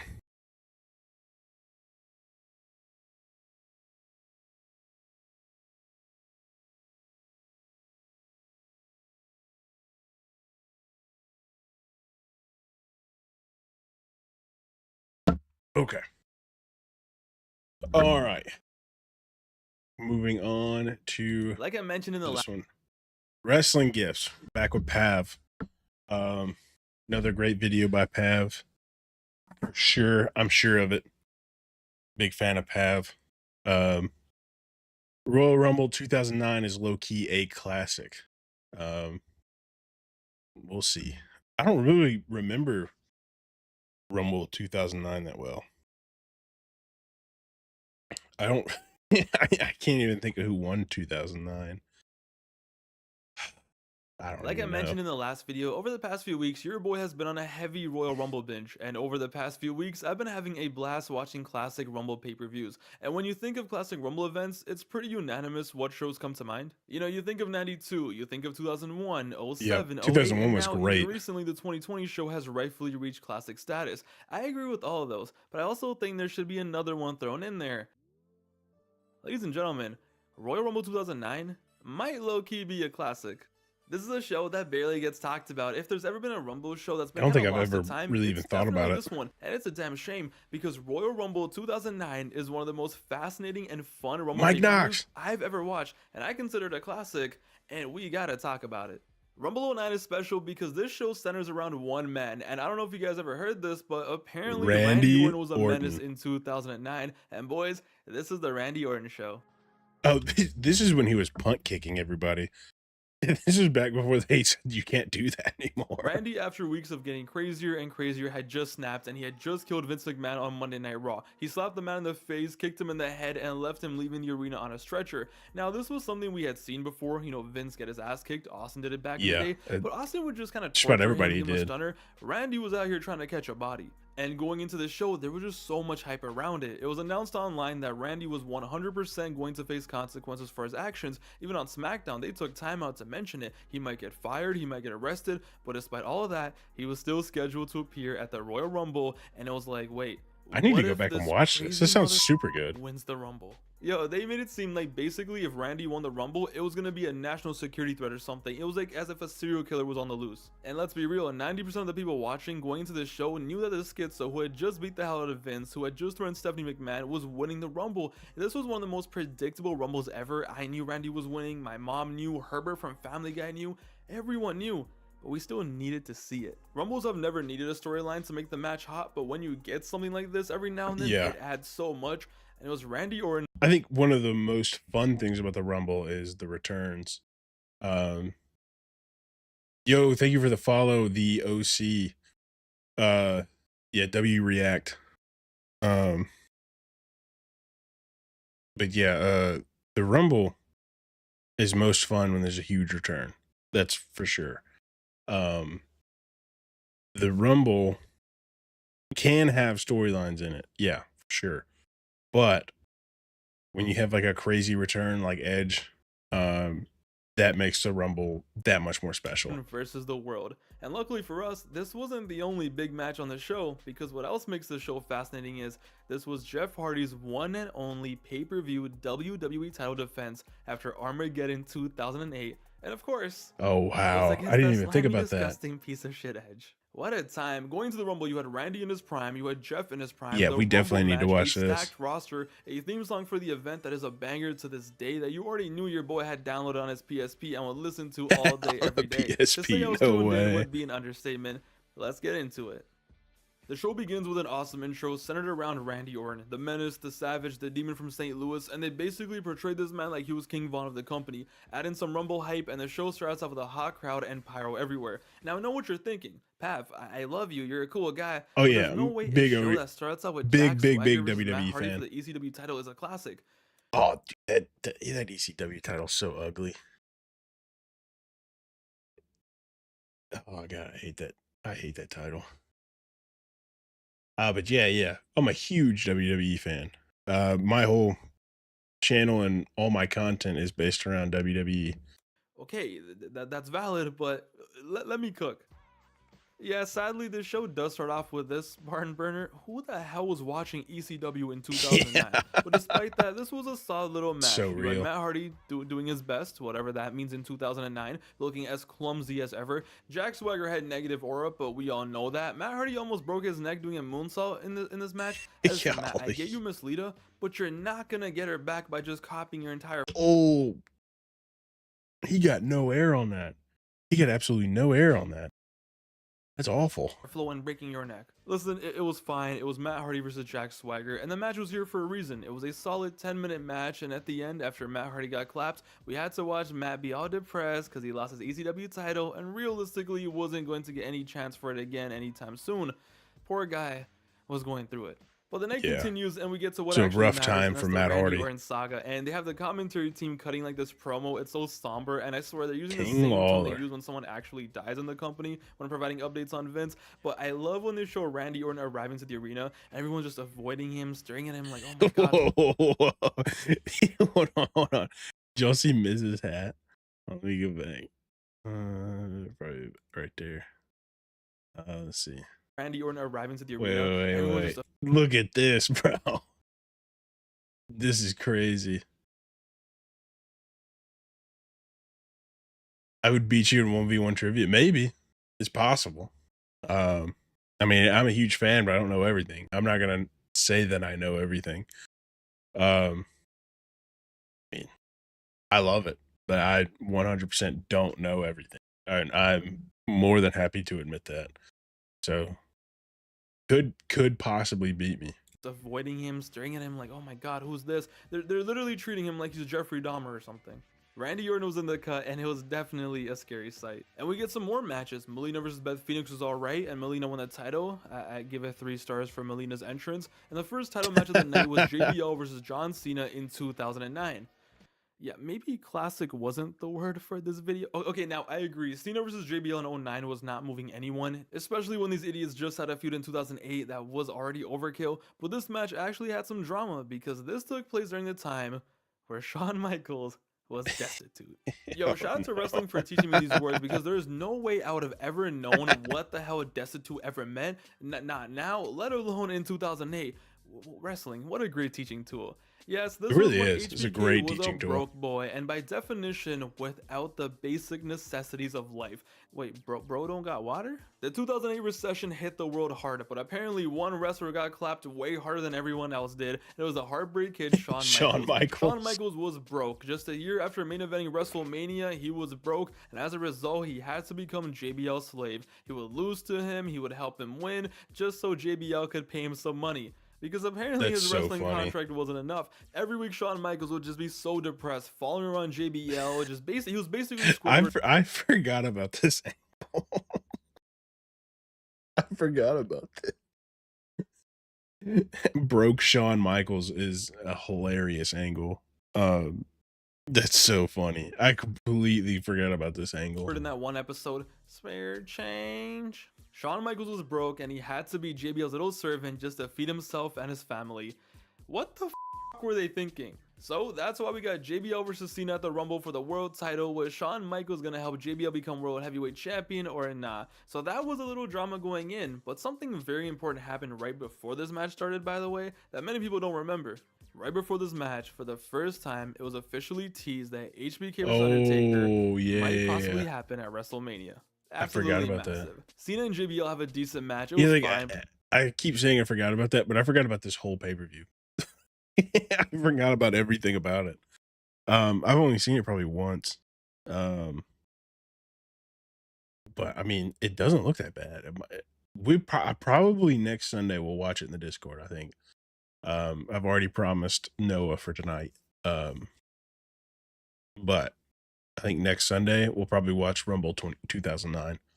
But the best part was definitely Shawn Michaels' involvement. He was doing his thing, he was teasing his motive the whole time, and it was all like, what is he gonna do? What is he gonna do? After all the shenanigans of the match, HBK gets in the ring, and it's like, who's he gonna super kick? Cena or JBL? Who's it gonna be? And when it's time, boom, down goes JBL. And Cena gets like the goofiest look on his face. Oh my god, what happened? I can't believe. Gosh darn. He Lord looks so have goofy. mercy. Meanwhile, by the way, Shawn No Michaels is still way. depressed, having a midlife crisis while Cena's making these facial expressions, and then boom, The crowd pops even more when Cena gets clapped, and in a pretty surprising twist, he actually puts JBL on top of Cena and leaves the ring. Now maybe I'm just a mark, okay, little stupid ass 10-year-old Pav. I thought it was cooked. When this first happened, I thought it was over. I vividly remember like looking at this like, yo, fuck your family, Sean. You can't let JBL be champion. But HBK does the deed. He does his job, leaves the ring. But does it really matter? It's Super Cena. It's 2009. Super Cena, baby. He holds the wrist like it's Okada versus Kenny Omega in the Tokyo Dome. I can't believe I just made a Kenny versus Okada reference. That's so funny. Yeah, because it's not anywhere close to Kenny versus Okada. Like that match is. Anytime you put Kenny and Okada in a ring together, it's a beautiful match. John Cena versus JBL. As much as I love both of them, probably not as beautiful as Okada and Omega. And JBL versus Cena, and boom, 1, 2, 3, Cena wins. Listen, it was whatever, right? It was average. It was anything special. 6 out of 10 match. It was Cena versus JBL in 2009.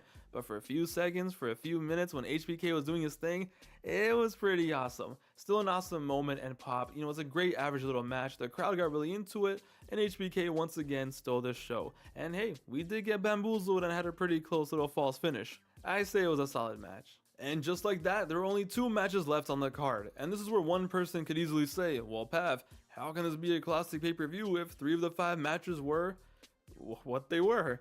Normally I would agree, but hey, 2 matches on a card is also all you need for a classic, in my opinion, especially Really, when one of them is he's over right. an hour long. Yeah, like the Rumble. If the Rumble is good, I mean, it's technically only for this pay-per-view series. But if the Rumble is good, you can count the rest of the pay-per-view as a win. Like you can count it as a classic. The rest of the matches don't matter as much on Rumble night because a lot of people show up for the Rumble, right? Jeff Hardy, in a way, as we know, as we've heard a million times, was bigger than Obama in 2008. He was bigger than Prime Viscera, okay? He was that Right. guy. And what made his run to the top so special was, of course, the years of real issues that we had seen and heard about, right? Him leaving the company, the drug issues, all of that. And what made it even more special was in 2008, things were still happening in his personal life. His house burned down. He was actually suspended in 2008 for his drug issues. Yet by the end of the year, he was hotter than ever, more popular than ever. Yeah, I saw somebody talking about this the other day. That if Jeff Hardy got clean and had his 2008 run, we would be looking at Jeff Hardy in the same way we look at Cena today. And I cannot disagree. I 100% agree with that statement. Because if you go back and watch Jeff Hardy matches from 2008, the crowd is going nuts. People love Jeff Hardy. People still love Jeff Hardy. And I think if he had, you know, cleaned up and figured some things out, bro, Jeff Hardy would be a god of wrestling. Ever and better than ever. And when you combine it with the challenges he had in storylines, the people were begging him to win the championship, and it's why when he did win, it was so special. Nobody ever thought it was possible. Nobody thought he would ever actually win, but it happened. And after everything that happened to him in real life and I guess fake life, he did it. It's why that moment is so iconic for people from my generation. It's up there with any wrestling moment for us, and it's why everyone rightfully so always talks about it. But what's usually not mentioned is the aftermath. When I found out that Jeff versus Edge was at the Rumble for the title, there was no doubt in my mind that Jeff was winning. There was no way, I don't care how slimy, how nasty, how evil Edge was, there was no way Edge was gonna win. Going to this show, I thought Jeff Hardy... This was also prime slimeball Edge. And this was when he was, you know, doing an Alita in the middle of the ring. Like crazy times for the WWE. When he got attacked by the pyro a few weeks before the show, I thought it was a wrap. I thought it was a real malfunction, and I knew Edge was behind it. Of course he was. He's the only one who could ever do something like that. When Jeff Hardy got into a car accident on SmackDown, Edge had to be behind it. And in 2008, when Jeff Hardy went missing before Survivor Series, it had to be Edge. It was always Edge. Edge was always in the right place, right time. It was Edge. The ultimate opportunist. Jeff was finally gonna get his revenge and move on and live happily ever after. I thought Jeff was winning. I thought it was no doubt. I thought it was easy. And even if you go online and look at predictions from older fans from 2009, Everyone thought Jeff was winning. It's all I wanted. It's what was going to happen. Everything was supposed to be perfect. Jeff Hardy versus Edge for the WWE title, and just to make things even better, it was no disqualification, and these two went off. These two went crazy. This was one of my favorite matches to watch as a kid. As someone who was lucky enough to order this show on pay-per-view and also bought the DVD after, I would watch this over and over and over. Jeff Hardy, a month after winning the title, defending it, going all out with Edge. It was beautiful, and best of all, it was no disqualification. Jeff Hardy in matches that didn't have any rules was something I used to pray for. I'm not joking. I'm pretty sure I prayed for times like this. I mean, back in honestly, I 2008. would Chair have shots like 2 100% minutes into too. the match, springboards, high flying moves straight away. Before you knew it, Edge was getting hit with a twist of fate on that apron. That wasn't common back then. It was amazing, it was intense, it was physical, it was everything you ever wanted from these two. And watching this back all these years later was so fun because first of all, the arena reminds me of SVR 2010. Jeff Hardy's face paint reminds me of SVR 2010. What a fun time this was. Jeff Hardy had so much aura. Chavo was love out Jeff here being Hardy a little so rat much. trying to help Edge win, and it didn't matter because I love the spot where Jeff just says YOLO and decides to wild out on Chavo and casually jump off a ladder through a table, not to Edge, no, to Chavo. And I always loved the spot because of how scary it looked. Jeff Hardy literally slipped off the ladder, but still managed to recover and hit the move. And it's Oh like, my of course gosh. he did. It's Jeff Yeah, Hardy. we're definitely watching It's this Jeff in the Hardy, bro. Discord. Little Pap saw that. Trust me, my shirt was off. I was jumping around up and down my living room. Jeffrey was not losing on this night, and these two put on such a good match. The crowd loved it. It was so back and forth, and what I loved was there was no finisher spam. This wasn't one of those matches just like finisher, finisher, finisher.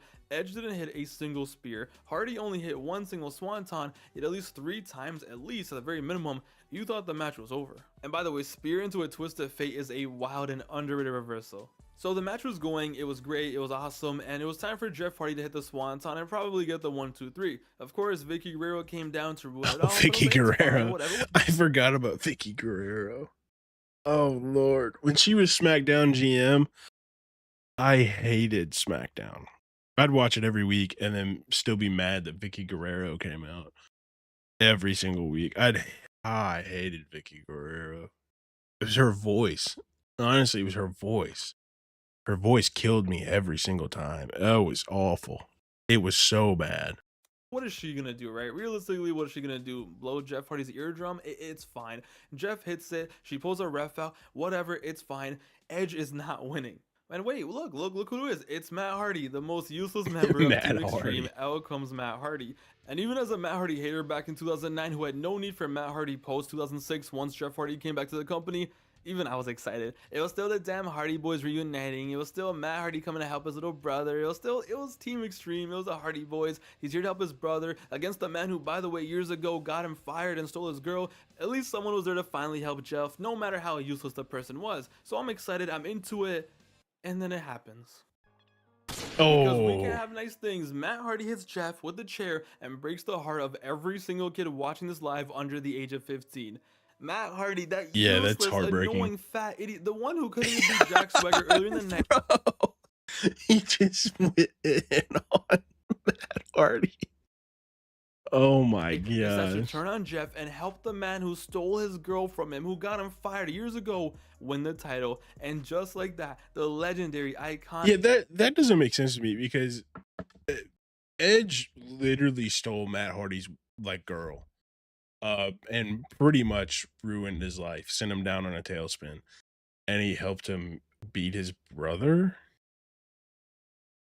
I don't know. I don't think I would have booked that. but Amazing Jeff whatever. Hardy win from a month ago ends in just over a month because of his useless, stupid brother. And of course, Edge ends up champion. But by this point, I knew wrestling was fake. I knew it was scripted, even then, though I still thought Edge almost killed Jeff Hardy. It had been a few months since my awakening, but I didn't care. At this moment, it was still real to me, damn it. This was heartbreaking. This was truly heartbreaking because as a viewer, I was like, damn, it was so hard for Jeff to ever win that title. How is he ever going to get it back? And it was also like, Matt Hardy, the most useless, annoying, disgusting brother ever. Of course, he had to turn on Jeff. Just when Jeff finally wins the title, it's like, of course, here he comes. Time for Matt Hardy to ruin everything. I can't lie, I was genuinely heartbroken. This was one of the saddest things I had ever watched live on wrestling. This one really hurt because Jeff's win meant so much, and then seeing this happen, it didn't feel real. Yeah, Top 10 that kind of saddest sucks. anime deaths, or whatever you want to call it. But Top such 10 a banger saddest match, anime all things deaths. considered. The Matt versus Jeff Honestly, I think in reality, if Jeff could have kept clean, he and Edge could have had a classic, like long-term feud. But I think we're on the cusp of Jeff getting released again for another drug policy violation. The storyline was alright, you know, after this, but on this night, let's be real, this match was fire, and that turn was shocking as hell. Listen, it was out of nowhere. Maybe if I read the dirt sheets at the time, I would have known or something, but I had no idea this was. It doesn't ever have to be wrestling. I mostly do wrestling, happened, so there's it truly probably broke my heart. When it probably clicks don't where know it's like, too wait, much it wasn't outside Edge of who tried that. killing Jeff, it wasn't Edge who hit him with But his yeah, if you wanna send it, we'll take a look at it. I probably only got time for one more video, so yeah, if you want to go ahead and send it, I'll take a look. or got the pyro shot up in his face. It was Matt. Regardless of what happened on this night, it was a hot match, hot angle, legendary chemistry between Jeff and Edge, and a really crazy turn. Oh, and one depressed little Pav. It's Yeah, sad forever, I'm Pav. sorry. I don't think I ever got over this. Even later in the year when Matt and Jeff teamed up again on SmackDown, I remember watching that and just being like, no, like, Jeff, what are you doing? Get away from that sick freak. So disgusting. Jokes John aside, though, Morrison. that was a very special match and a very special turn. It was then time, though, for the main event. The reason everyone Rumble. was there, the reason why I ordered this show, the reason why everyone ordered this show, the Royal Rumble match. There have been a lot of classic Rumble matches over the years, okay? And honestly, the main reason why I wanted to make this video is this is one of them. This to me is a top 10 Rumble match of all time, and it's a personal favorite. Not only because this was the Randy Orton show and his whole storyline going into this was just a stacked ass Rumble, and along with this, in Oh my 2010, gosh, hold on, this let's look. Cody Rhodes, Rey Mysterio, Taker, Shelton Benjamin. I can't tell who that is in the corner. That might be Randy. I don't get a good look of him.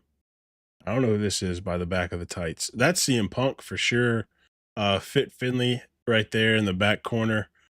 I can't tell whose leg that is going over. really felt like the last hurrah for our generation. The match begins with Rey Mysterio and John Morrison, and the crowd is so hot. right from the Carlito, get-go. bro. The crowd is hot. Carlito. If Carlito could bring this back, Carlito would be a fan favorite. I have no doubt. 100%. Loud, they're rowdy, and you have a bunch of solid stars coming in and doing their thing, but business instantly picks up very early. At MVP, number baby. 7, when Triple H pulls up. Triple H goes in there and he goes off. And it's Ivan so nostalgic Koloff. even watching Triple H in a Rumble, because it's like, after this, he only had 2 more Rumbles in him, and one of them was 2016, which was old man Triple H. Also, we watched a video about Ivan Koloff not too long ago. Ivan Koloff being the man waiting for Triple H is hilarious because he would do almost nothing after But this. here, Triple H was still full time doing his thing, and of course, it was hype because it's And he wait, got thrown Triple out. H is in the cut. When is Randy coming out? When is Triple H gonna ride out for his father-in-law and for his wife? And the anticipation, as soon as Triple H is out there, just builds and builds for whenever Randy comes out. And what's awesome is Randy ends up being the very next entrant. As we know, Randy is a heel at this point, obviously, the biggest heel in the company, and the crowd goes nuts when his music hits, and as soon as it hits, Jared just goes like, uh-oh. And when Triple H and Randy go at it, it was perfect, because Randy wasn't even on some, heel, scaredy cat vibes. He went straight in there and went toe-to-toe with Triple H, his former mentor, went to work. his biggest op in his career at that point, the son-in-law of the old man who he just killed. Yeah, how come he never does that backbreaker anymore? That used to be one of my favorite moves of his. Maybe it's injury related. But yeah, backbreaker is always such a pretty move. Can't believe they butchered this WrestleMania main event. But no, at this moment, at this point in time, it was special. And like I mentioned before, as soon as Randy's in the Rumble, the entire Rumble revolves around him. And things only get better for Randy when his YGs pull up, Ted DiBiase Jr. and Cody Rhodes. That's fine, Kentucky. I'll look at it. Finish this video and I'll move over to the Discord real quick. Because then it becomes protect Randy at all costs, and it's them 3 versus everyone. And even in the beginning, this Rumble was so stacked. You had Rey Mysterio doing his thing, you had young John Morrison, Jericho comes out, Triple H, Ed and Finley. of course Legacy, Mike who are like a Knox, pack too. of wolves doing their thing. Okay, W. this Mike kinda looks Knox. racially motivated. Relax, guys. So by the time Legacy's going around destroying everyone, JTG. like Triple H, Finley, everyone and anyone, then Chris- it all becomes, oh Chris no, Jericho. who can stop Legacy? How do you stop a trio in the Rumble? And then next thing you know, Ooh. Okay, that's one way. Yes, The Undertaker comes out in the 2009 Royal Rumble. The crowd goes insane. Everyone just stops and stares at The Undertaker while he makes his entrance, and the sheriff of the company is on his way, and who also happens to have a history with Randall at this point, remember that. But Undertaker doesn't discriminate, he hates everyone, and it was so beautiful to see this. Undertaker was moving so fast, he was so quick and agile. Undertaker when his hips This was back when Undertaker was still good. Oh man, the last few times we would see Undertaker really don't do the Undertaker justice. actually worked. Yeah, and this was important because this ended up being Undertaker's second last Rumble appearance ever. The only one he made after this was 2017, which does that really count? Yeah, Not no. really. But this was prime Undertaker. 2009 This was when he Undertaker, was so months before good his still. magnum opus, months before his best match ever. He goes in there, he clears house, and the Undertaker was in the Rumble. I almost shed a tear. Gold The Dust. moments just keep coming and coming. It's such a good Rumble. Next up was W. Gold Dust. Dustin It was only Rhodes. right that him and Cody Rhodes had their little moment, which the crowd absolutely loved. What a stacked Rumble, just such a nice mix of old stars and new RVD. stars. RVD came back to one of the loudest Rumble return pops ever at that point. Nobody expected RVD pulling up. Also, I can't lie, back in 2009 when I was Can't. watching this live, when I saw R-Truth. RVD, I actually thought he was gonna win the Rumble. He didn't, he got clapped. But like, yo, look at the talent pool. Taker, Kane, Triple H, Ray, Was that- Jericho, Randy, RVD, Was it? the Big Show. As The well Big as Show. stars on their way like young CM Punk, Kofi Kingston, Miz, Cody Rhodes, Dolph. It was so balanced. And one thing I always love thought I about saw this Rumble, Brian one thing I Kendrick. love about Rumbles in general, but they don't Might be often wrong. do, is when the ring just gets filled with a bunch of wrestlers and they're just going at it. To me as a kid, that's what the Rumble was. That's what I always wanted to see. Just mayhem and destruction, a bunch of idiots and a bunch of Neanderthals fighting.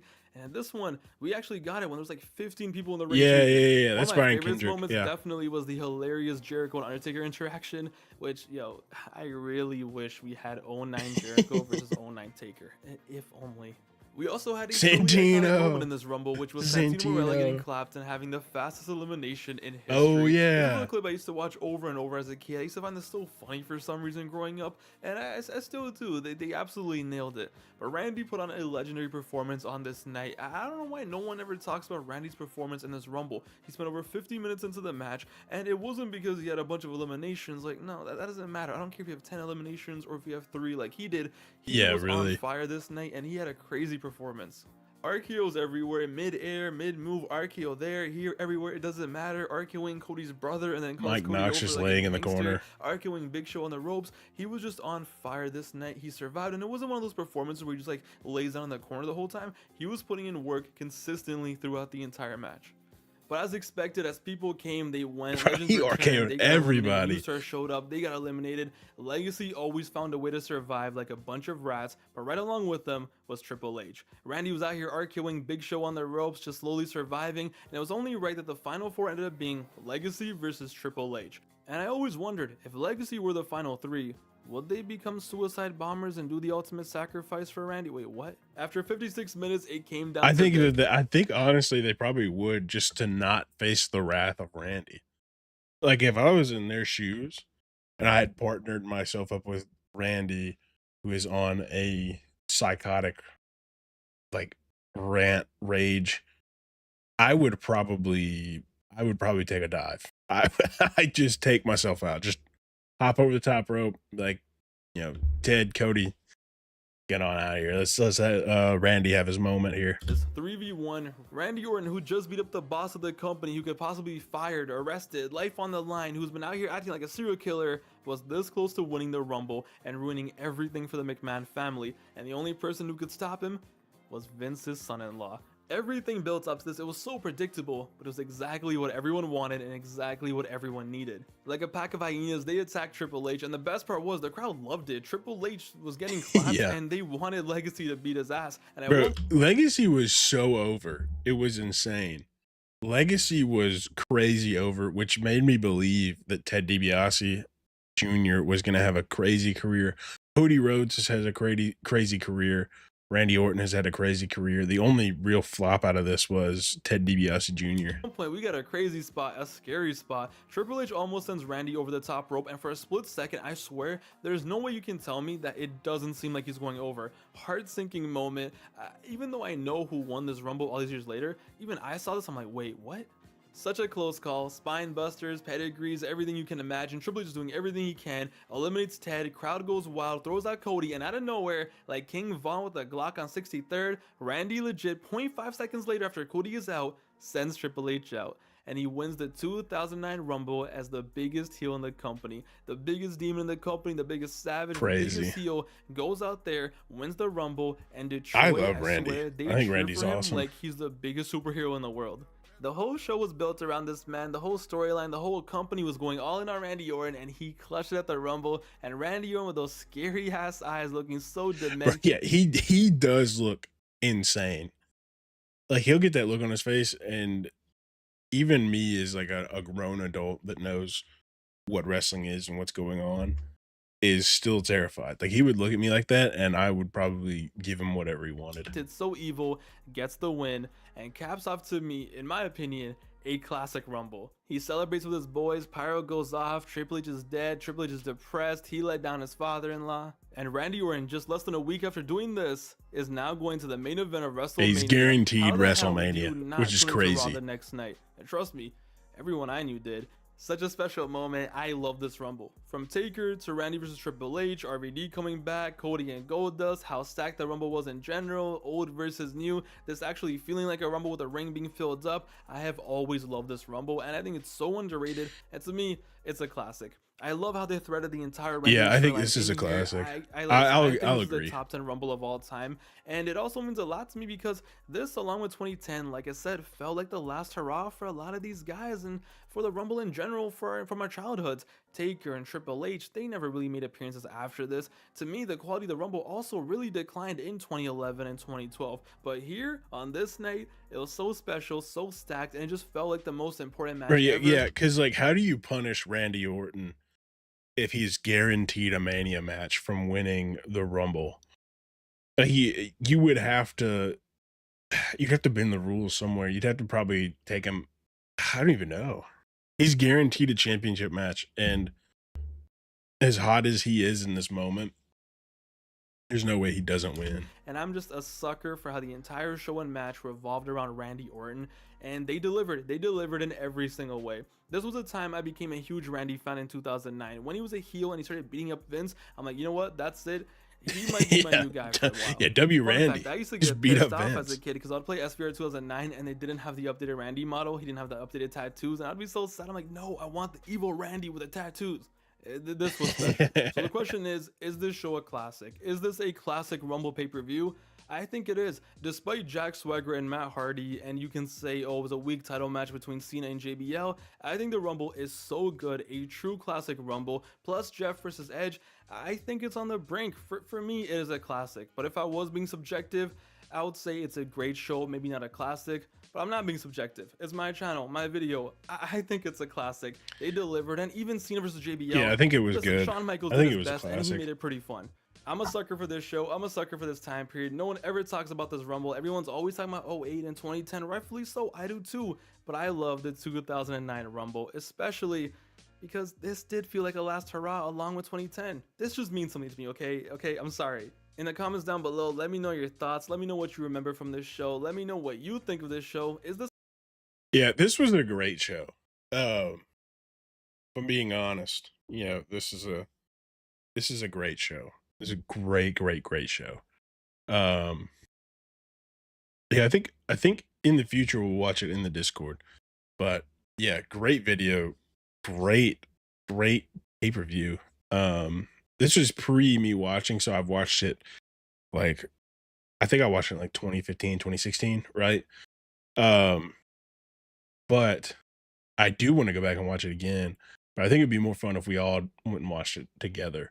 So I might save that for when we can get in the Discord and watch it. But W Wrestling Gifts is always Pav.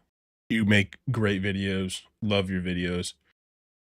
Keep up the good work as always. All right. Let's see. The Discord. See, an incorrect summary of the Elden Ring Shadow of the Entry. Okay, we'll watch it. Oh, it's Welcome Ooh, to whoops. Scrapyard Wars, where Whoops, Luke and whoops, I... whoops. All of the wrestlers that you're about. Whoops. We're gonna save some of these videos for later. I do need to get off pretty soon. Kentucky Gaming, if you're still here, we'll do this later because it is an hour-long video and I do not have an hour. I said that I would be showing something in the Discord in about 20 minutes. So I will save this for next time. I think I'll be live Tuesday. So yeah, be on the lookout for that. I think I'll be live for NXT, and then we'll probably get into some more reactions after. But yeah, I'll keep this in mind. Let me go ahead and copy this and throw it in here. Because this always stays up. I haven't played Elden Ring yet. It's on my list of games to play, but I suck at games like these. Like, I am so bad. So if you want to see me play Elden Ring, let me know. I'll look into getting it on my computer or on one of my consoles or something. I think I might have it on Xbox. I don't remember. I'll look into it. But yeah, if that's something that you would be interested in seeing me do, I'll definitely do it.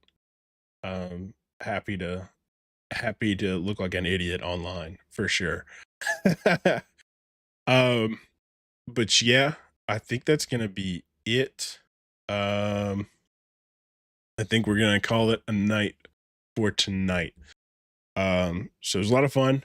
If you missed any of the videos we did, they will be on YouTube later. So, you know, drop a follow, drop a sub. They'll be on there pretty soon. I think I'll have one come out tomorrow, probably one Tuesday and two Wednesday. And we should be live again Tuesday. Watching NXT and probably doing some more reactions. And then should be live again Thursday.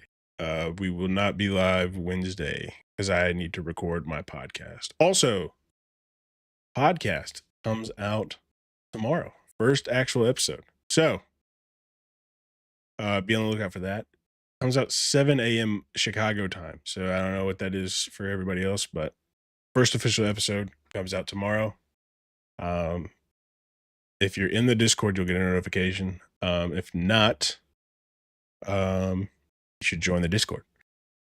But that'll be it for me tonight. I will see you guys later.